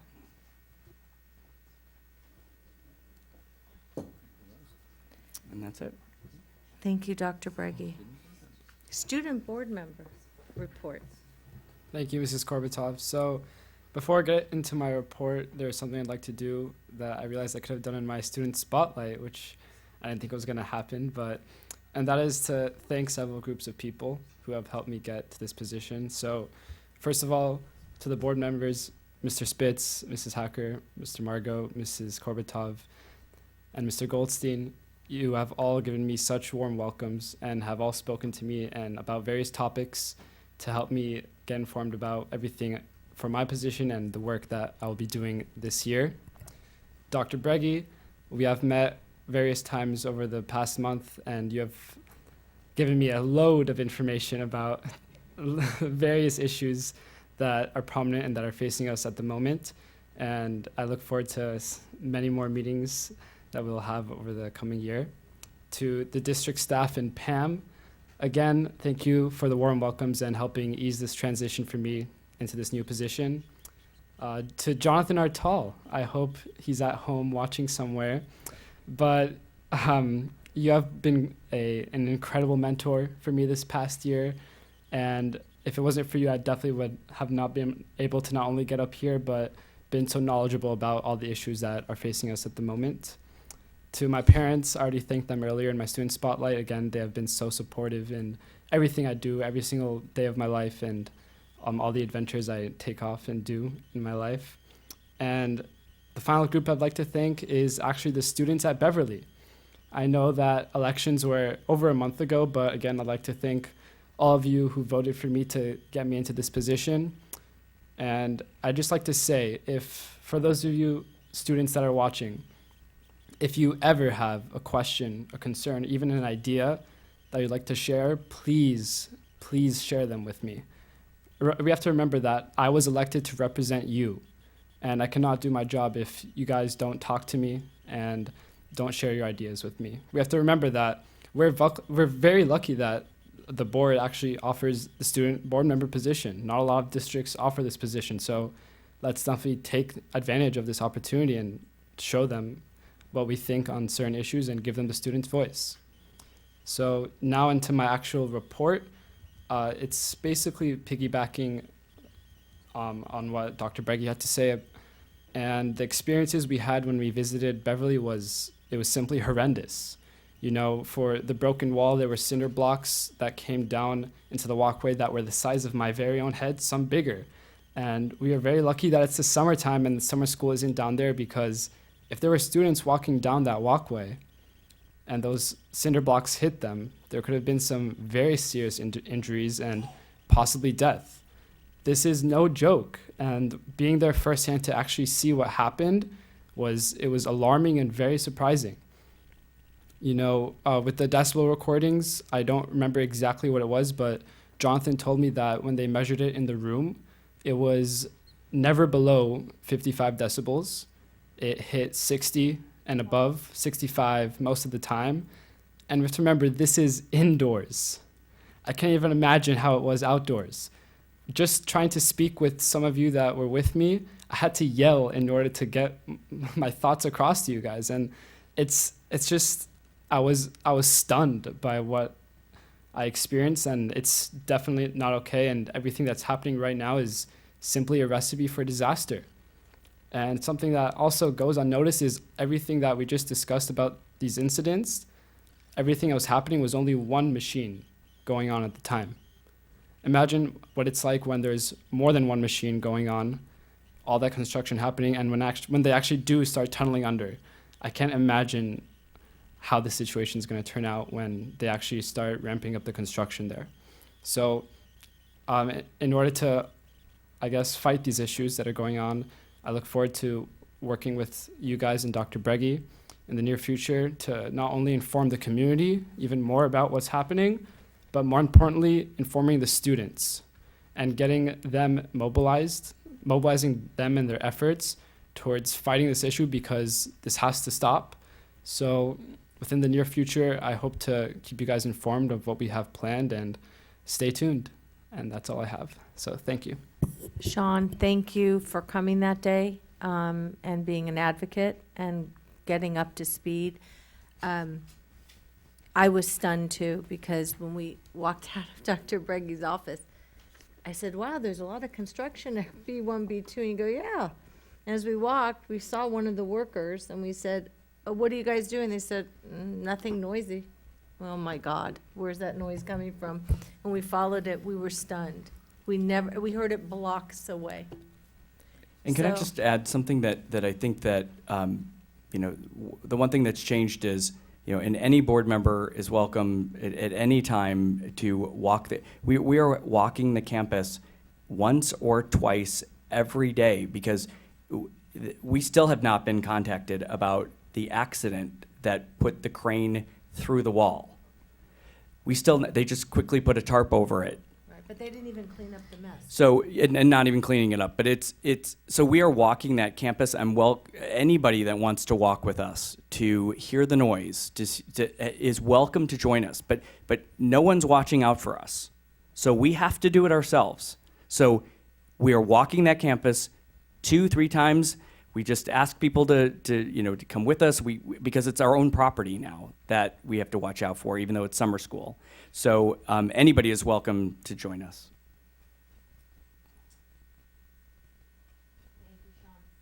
Thank you, Sean, for your first student board member report. Of course, thank you. Okay, Any dances coming up or anything? No, okay. not yet. I hope not. Okay, so we're at 12C, correct? 12A. 12A, I'm sorry if I skipped. Make a motion to approve Resolution 2017-2018-045, authorization of year-end appropriating transfers to be made by LACO. Second. Moved by Mr. Margot, seconded by Mr. Spitz. Any questions? All those in favor? Aye. Abstentions, noes, it passes unanimously. Item 12B. Make a motion to approve Resolution 2017-2018-046, confirming the district's commitment to fiscal solvency. Should change the name of that. I'll second that. Any questions? Mr. Spitz? Yes. Yeah, he has a question. I'm going to ask for a roll call vote on this. Are we voting tonight? I think we are. I believe so, yes. I will ask for a roll call vote because I will not vote in favor of this resolution for these reasons. The resolution does not comply with LACO's order to address deficit spending in a fiscal stabilization plan. Specifically, it does not address the primary cause of our deficit spending, which is overstaffing of teachers. It does not eliminate deficit spending, and it does not comply with LACO's requirement of reasonableness and feasibility. But aside from fiscal considerations, the most objectionable part of this resolution is that it contains a timeline for board action to approve reconfiguration of our schools that postpones true reconfiguration indefinitely. Our district administrators, the Future Focus Schools team, many master teachers, and a majority of our high school students all agree that the educational program in our 4 middle schools is substandard and should be improved by reconfiguring to 1 middle school to attain a critical mass of students in each grade level. Postponing reconfiguration indefinitely will deprive Beverly Hills students of a good middle school education indefinitely. That's a deplorable disservice to our students that I will not support. So again, I just had a question. We talked about this in the study session, the issue with the wording around reconfiguration to me seems that it was kind of open-ended. It's there, but it has no timeline, it has no detail as to what that looks like. And so I really feel that if this is going to be a meaningful resolution, those details should be in there. The other issue, again, that I had was when we adopted last year's budget, I remember that the oil well, the numbers for how much the costs to remediate weren't exactly all there, but we did set money aside in good faith because we knew that that was going to be an expenditure that we were going to make. And so we did budget, although we didn't have any contracts per se. I think we assumed what those costs were going to be. And so I do wonder why we can't do the same for the cost of security, because it is something that I think the board is committed to, and it's not something that's only going to happen once, but twice, and maybe even 3 times. So it should be a projection captured in the multi-year projections, and it's not. And so I think that's a weakness, because especially I don't even understand why we're it goes back to why are we doing this, because it seems that the fiscal position of the district, or the financial position of the district, according to the numbers, has changed in a venue of like 4 weeks or 3 weeks. So, it's kind of a concern to me that we're not capturing that significant expenditure, given that the budget looks the way it looks, or it's being presented. So why isn't it in there? I'm not sure if there's a way to to maybe capture that in the next few days, because I know that the budget's going to be adopted on Thursday. But it is attached, the budget is attached to this resolution. So it is a conflict for me. And so I also will now be voting for the resolution for those reasons.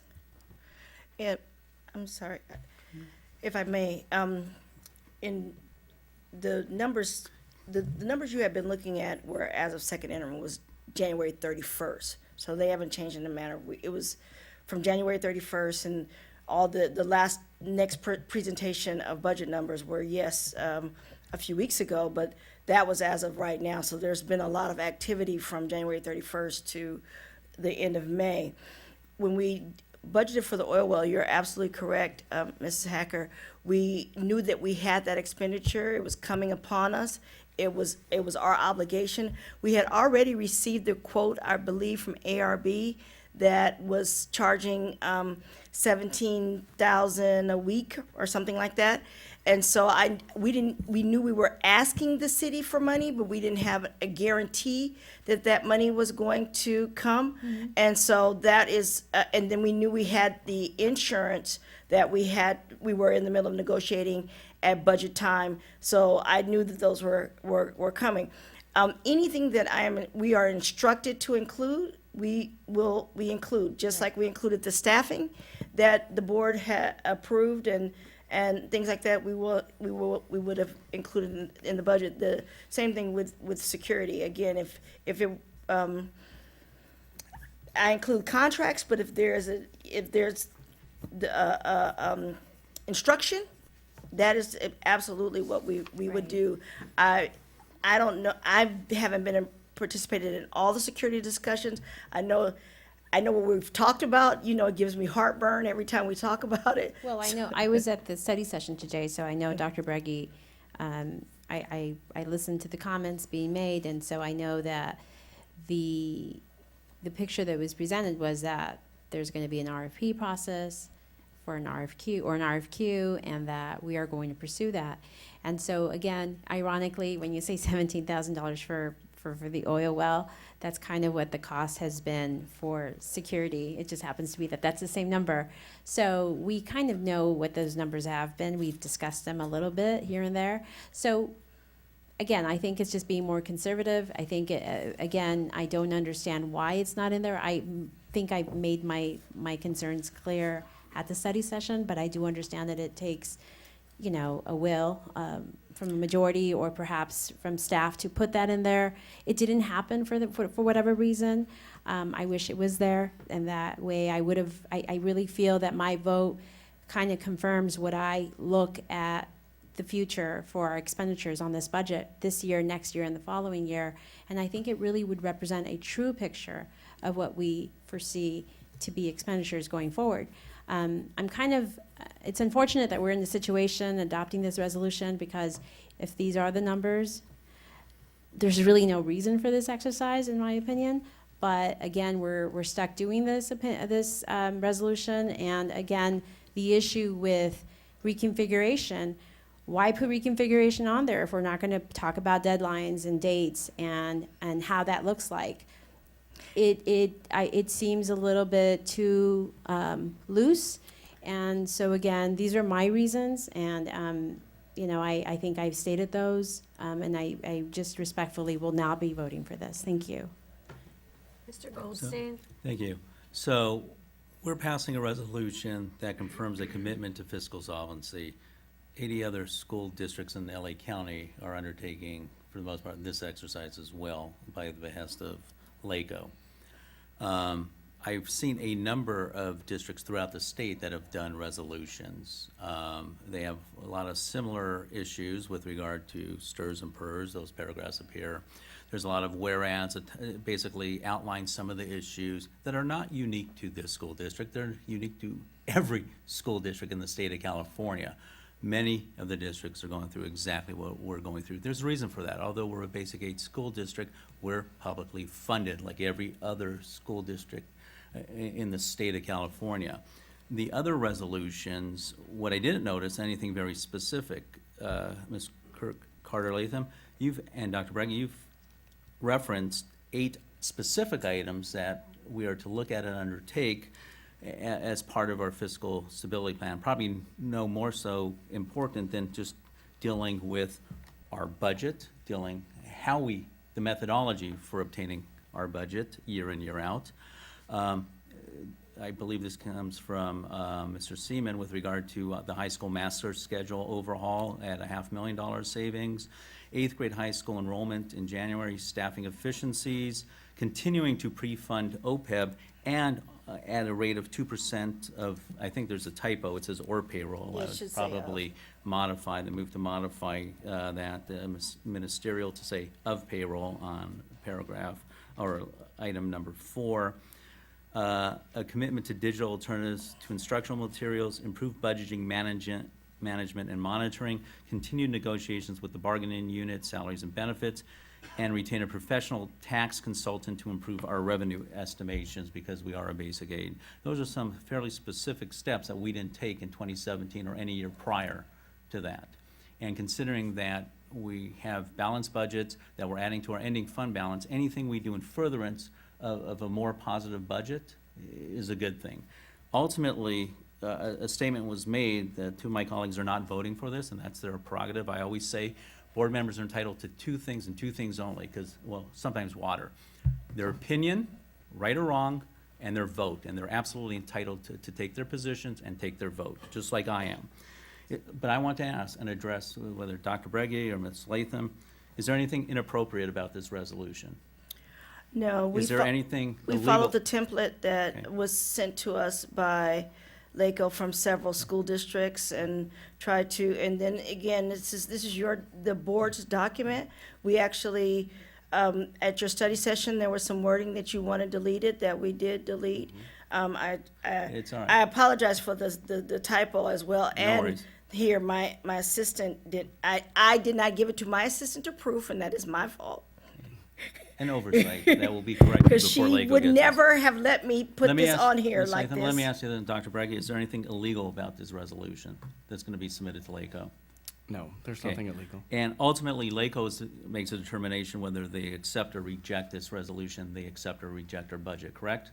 Absolutely. So if they're not happy with it, they'll send We'll it back know. to us, and we'll know. And as to any other expenditures, whether it's going to be intervention, any other program that Mr. Seaman, Dr. Breggy wants to run in the future that we're maybe thinking about, and we've discussed a lot of things, especially after the audit, that we may do. That's why we have a first interim budget. Anything that we add from this point forward until our first interim will be added to the first interim. Revenues and expenditures. That new Exactly. money that I talked about will be reflected in the first interim financials as well as any new expenditures that are not captured here. So the moral of the story is the budget is always fluid. It's always evolving. It's not static, but it gives you an indication into the future. It's not a forecast. Forecasts are like a demographic study. These are projections, and you've tightened up our projections, and I thank the business office for that, and Dr. Breggy, your hard work on this. I think this resolution undertakes the areas that this district has been somewhat deficient on. We need to, whether in time for this board to finish up its term or the next board, this is a very good roadmap for the next board to undertake the actions that are indicated here. And if they want to change it, God bless them, they can go ahead and do that. I had a question. Is the board, I wasn't in that meeting with LACO, but maybe you can answer this, Howard or Lisa. Do you know if this is going to be a practice going forward, or is just this one time? This resolution practice?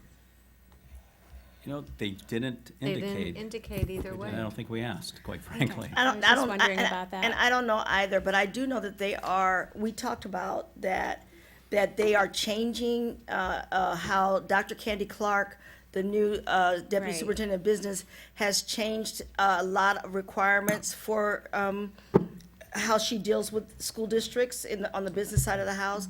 And so some of these, even that visit and subsequent visits and things that they've asked us for are new, that we've never dealt with before. And if I read correctly, I believe even LACO's undertaking a fiscal stability plan themselves. They are. Okay, everybody's doing a little housekeeping, which is a good thing.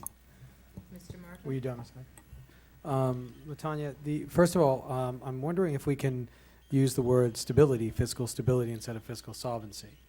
I think that would be, being that we're submitting a positive budget, I don't think we're insolvent to the point where we have to submit a resolution that discusses solvency. I don't know if my colleagues agree with that or not, but that's, If you do, you don't have to vote on this today.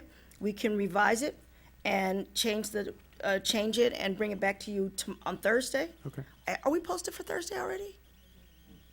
Okay, we can change it and, because this is not like the preliminary budget Right. where, though unfortunately, the hearing and the budget hearing and the LCAP hearing are tied and we can't change anything. But this can be changed and resubmit it to you. So then in a moment, I'll move to table this then, to Thursday.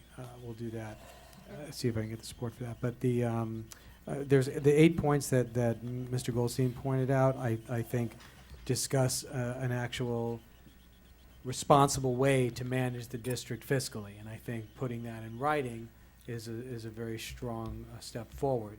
I understand my colleagues' concerns about the ambiguity about the reconfiguration, but to that, in my head the other day, I was thinking about reconfiguration, and of course I wandered off to, okay, dedicated middle school at Beverly Vista in 2019. And then I started thinking about it because, I'm a visual thinker, I guess. And I thought about, at any given time in this district, there are 8 science classrooms, wet labs, in the middle school in session. Beverly Vista only has 3. How do you do that? So these are the questions that I started. How do you do? There are 4 art rooms. How do you do that? Right? And these are questions that I've submitted to Dr. Breggy, and I think the reason that we have to walk cautiously with the reconfiguration. Look, I've said it before, I'll say it again. I absolutely believe in changing the way we're doing things. It's inefficient and it's not working, but we have to change them correctly, and I don't have the information as a board member yet to make a decision either way of which direction that should go. I just don't. But the more I think about it, the harder the decision becomes, because you don't have, where you think you might be able to house a middle school very quickly in one of our campuses, you can't.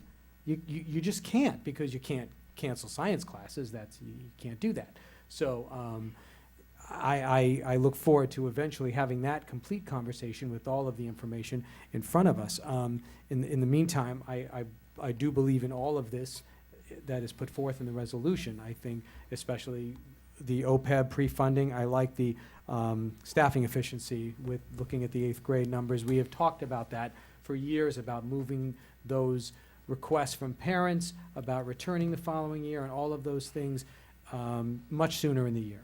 And those dates much sooner in the year, because that's exactly what was happening. It was tripping us up with staffing, and then we get overstaffed, but then you have these people, you'll have some faculty that will resign over the summer, and it's a constant, everything can go wrong at will. It's a Murphy's Law in regards to that. So I do support this. I would like a change to fiscal stability. I seem to have support. So I'm going to move then to table this item.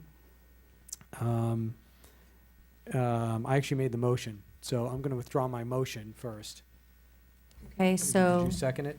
I think I did You did. second, yes. Okay, so. I accept your friendly amendment. Thank you. So then I'll move to table item 12B to Thursday's meeting. Okay. With the corrections that Mr. Goldstein and I.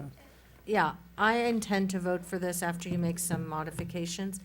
And to the point of reconfiguration, the reason I was opposed to it primarily is because it's just a new idea, and new ideas need time to marinate. Additionally, you can't put 10 pounds of something, I won't use the word, in a 5-pound bag. Okay? So there's about 600 plus kids at BV. I don't know where you're putting 300 extra.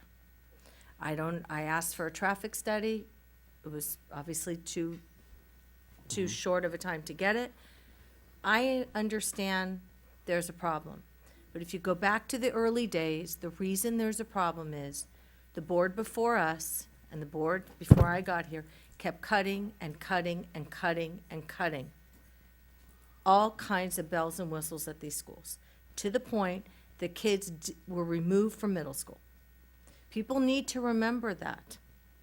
And then when they got removed, and the numbers start shrinking, now you have a problem staffing, and now you have a problem with electives and the elective wheel and all these things. But the original issue was the budget. It used to have a robust program, so build it and they will come. I believe if you put back a lot of these things, you're gonna have kids coming back. So, and if I'm wrong, you'll reconfigure, but at least you'll reconfigure when you're not under massive construction at a K-8 and a high school.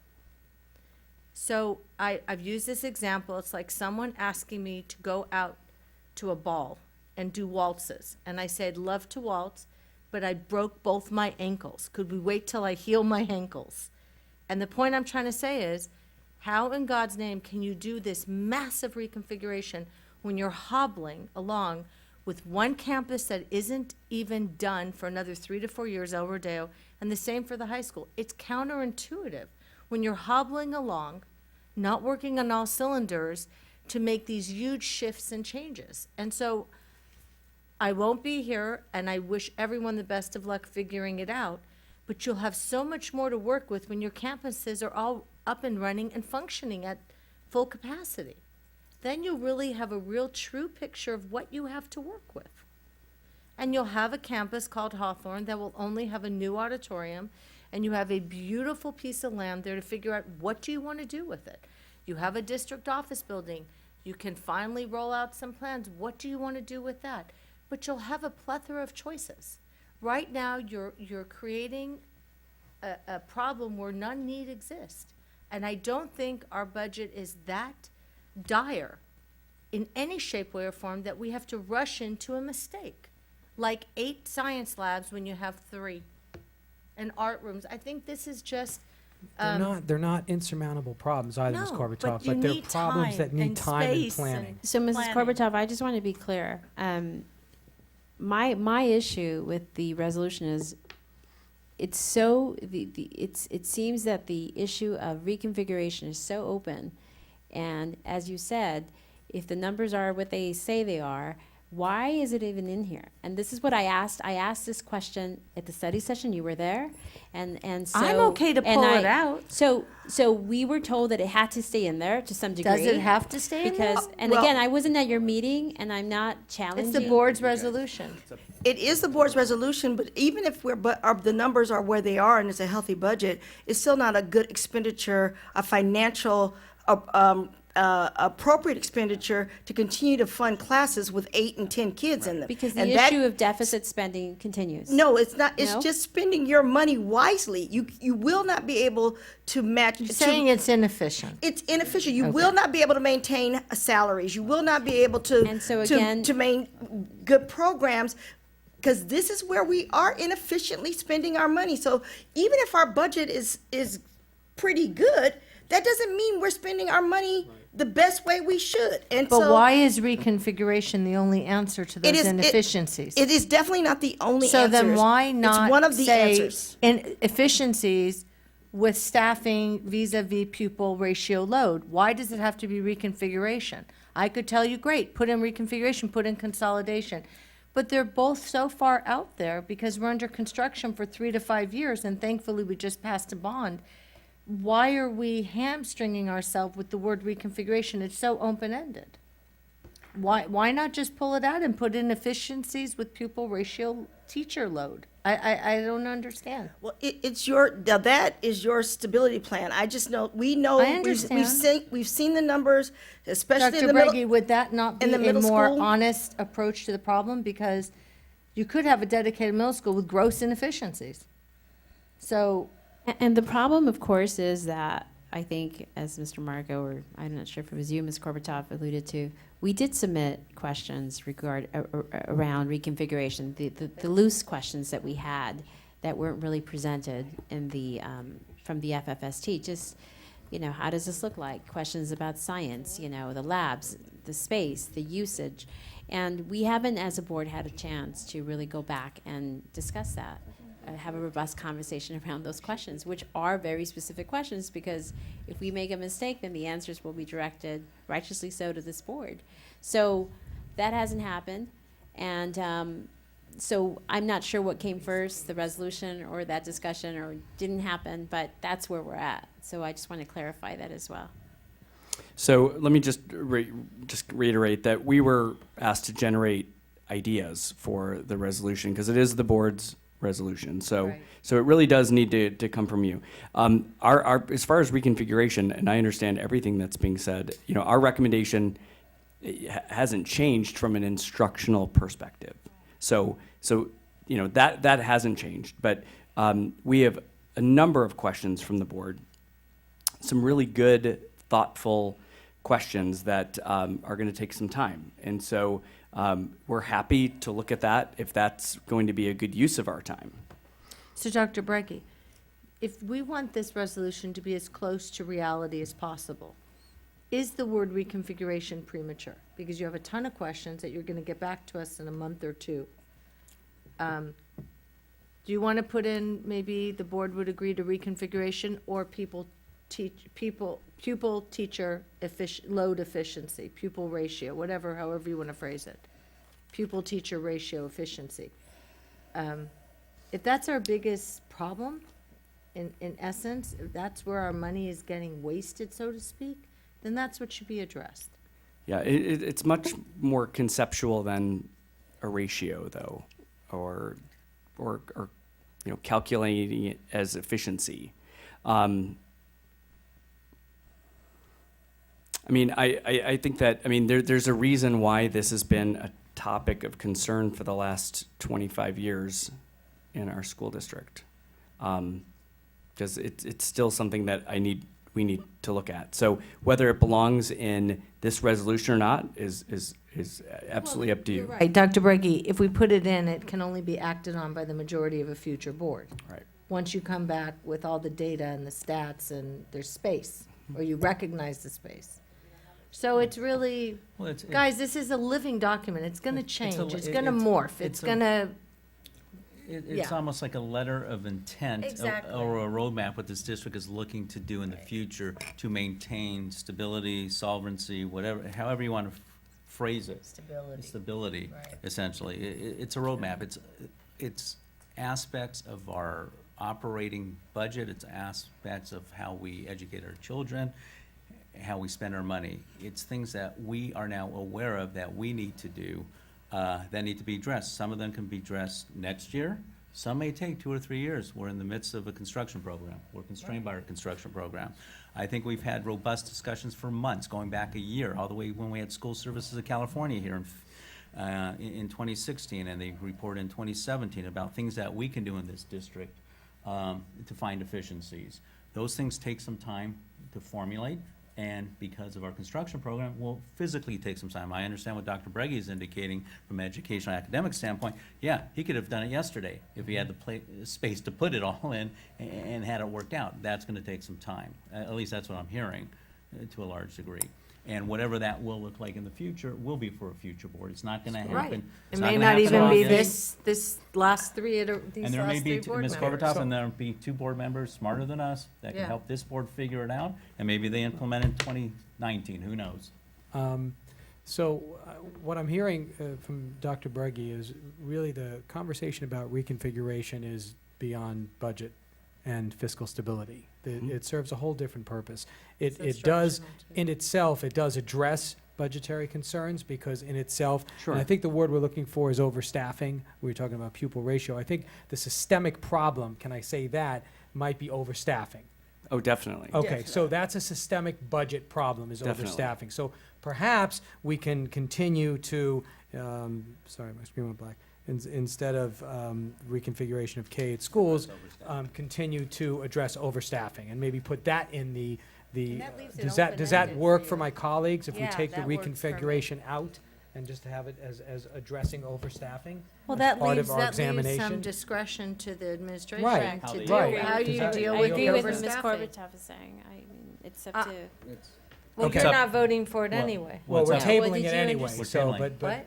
we're tabling I'm it good anyway. with, since it's up to us as a board, at least 3 of us, if not more. I'm okay good with with that. it. With Because overstaffing? that does get to the heart of the issue, and then Okay. what a future That's the board, problem. how a future board addresses the overstaffing will be up to you and your colleagues Right. to It's- determine. And I agree with Ms. Hacker, it's too premature to put reconfiguration as the definitive moving forward plan to address our issues. So, Because there are other options, like you have so said. let's go back to the budget. I'm sorry, I had one more question. Well, Is there a chance that after our budget is submitted, That's right. whether it's before or after they receive this resolution, that they could reject this resolution on the basis that we don't need it anymore?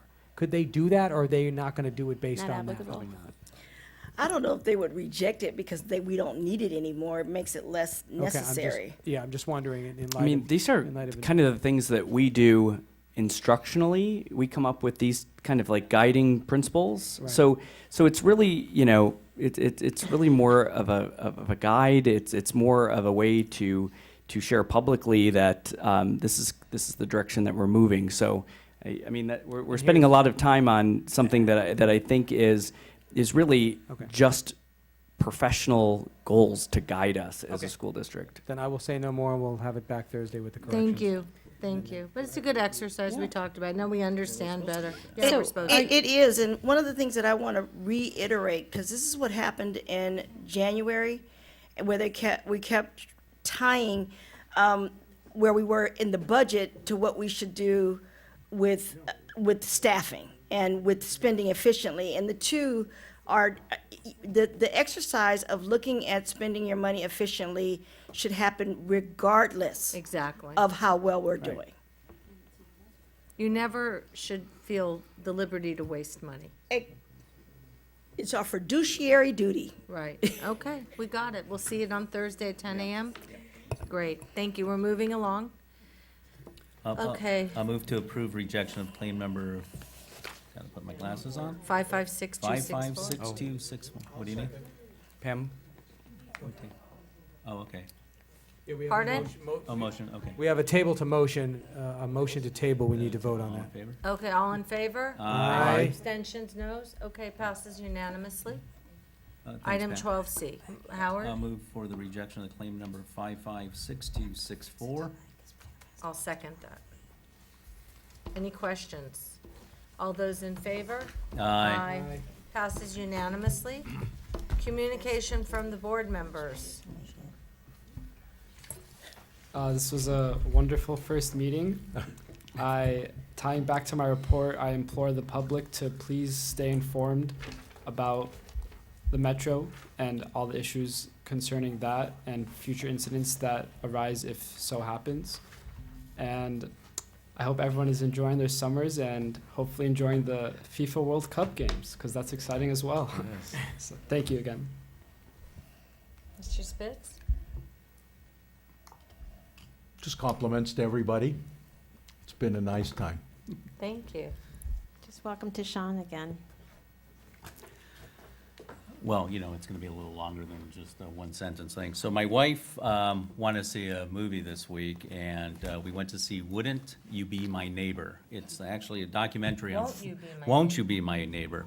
And it's a documentary with regard to Fred Rogers, Mr. Rogers, and a phenomenally well-done documentary on an incredible human being. Absolutely. We need more people like Fred Rogers back here today. And one of the most interesting aspects of Mr. Rogers is that when public television was first funded in the 1960s, he fought a battle, interestingly enough, to maintain it. In 1969, when the Nixon administration was looking out to cut the fledgling Corporation for Public Broadcasting, Mr. Rogers gave a heartfelt and impassioned testimony to a Senate subcommittee. He quoted lyrics from the songs he wrote for his show and explained his philosophy of giving children positive messages on TV instead of trying to sell them something. The notoriously impatient chairman, Senator John O. Pastore, a Democrat from Rhode Island, was moved and declared, "Mr. Rogers, you just earned your $20 million." It's an incredible movie. He was a minister, he was a man of the cloth, but he never preached. What he did is he took the good, he found the good in people. And growing up as a child, as many of you probably remember, were in syndication watching Mr. Rogers, he tackled big issues from racism and violence, something that's so entrenched in our culture today. Aside from saving public television, he did wonderful things. He was so progressive on issues of homosexuality, and there was a lot of issues with that. he, at the core, he beset the doubts and fears of our children and my generation growing up watching him, and said that it's okay to fail, and as long as you encourage somebody, and that's so important in education, because I know Mark Mead talks about it quite often, allowing children to fail so they learn, and that's an important aspect. And Mr. Rogers did that, and then he picked you back up. And if you have an opportunity to see this movie, I don't know if it's playing at AMC or I know it's at the Landmark.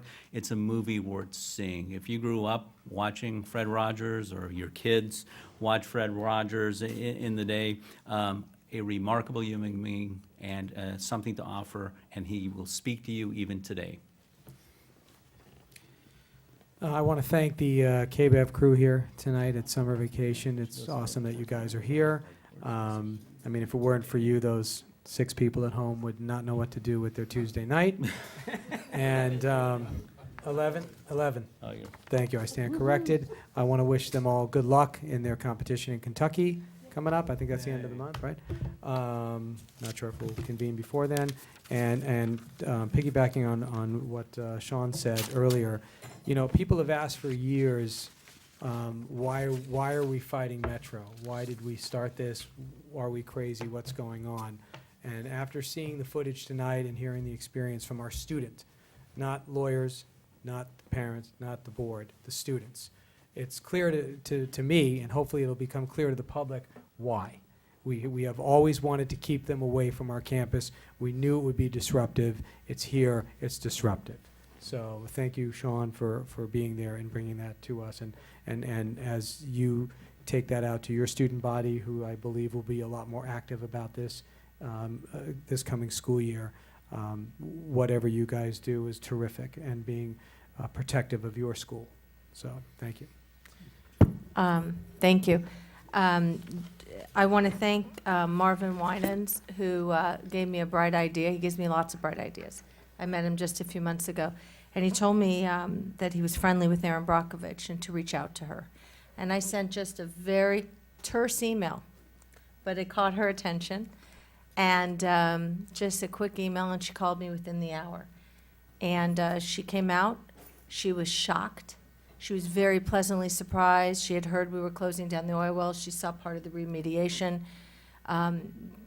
She was very happy for us that we were going to get back the land, and felt that it was in the best interest of our children and our community that we wouldn't have oil extracting out of the campus. Additionally, she said to me, you know, this whole issue is not about right-left, it's about right-wrong. And she says this is just wrong. This is inexcusable to create such a risk for life and limb for your campus and in your community. It's unnecessary, and she was stunned. She just was stunned. It's as sad as that is to meet her under these circumstances. She's really an advocate for safety and for public health and public awareness of the environmental threats out there. But more than that, it was reassuring to me that the reasons we're fighting are noble. They are good. They are right and just. And they are really, 8 years ago, it seemed just crazy. But you had to wrap your head around it, that they don't care about us.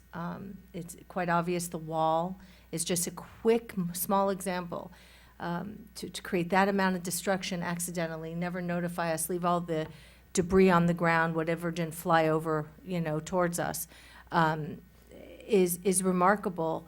That they have such a dismissiveness, such an arrogance, such a complete contempt for our well-being, and it just lets you know they don't really care what happens to our children or our staff or our community.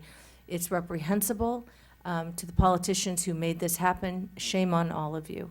To those in our own community who don't stand with us, really shame on all of you to sell our kids out. To be able to get invited to some better cocktail parties or get a hello somewhere at a political event, it's shameful and it's shameless.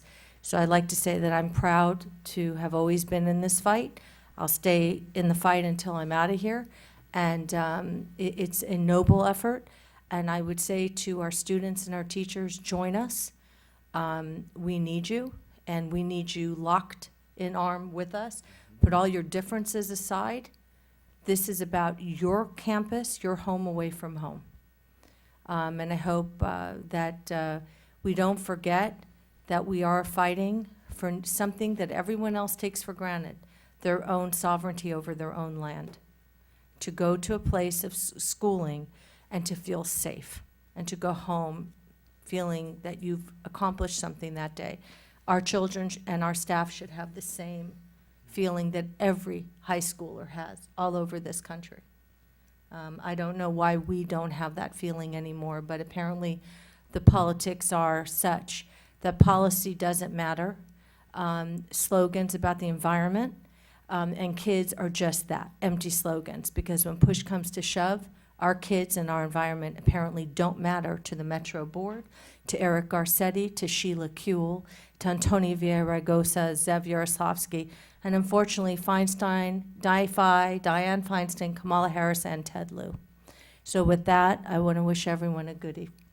Thank you.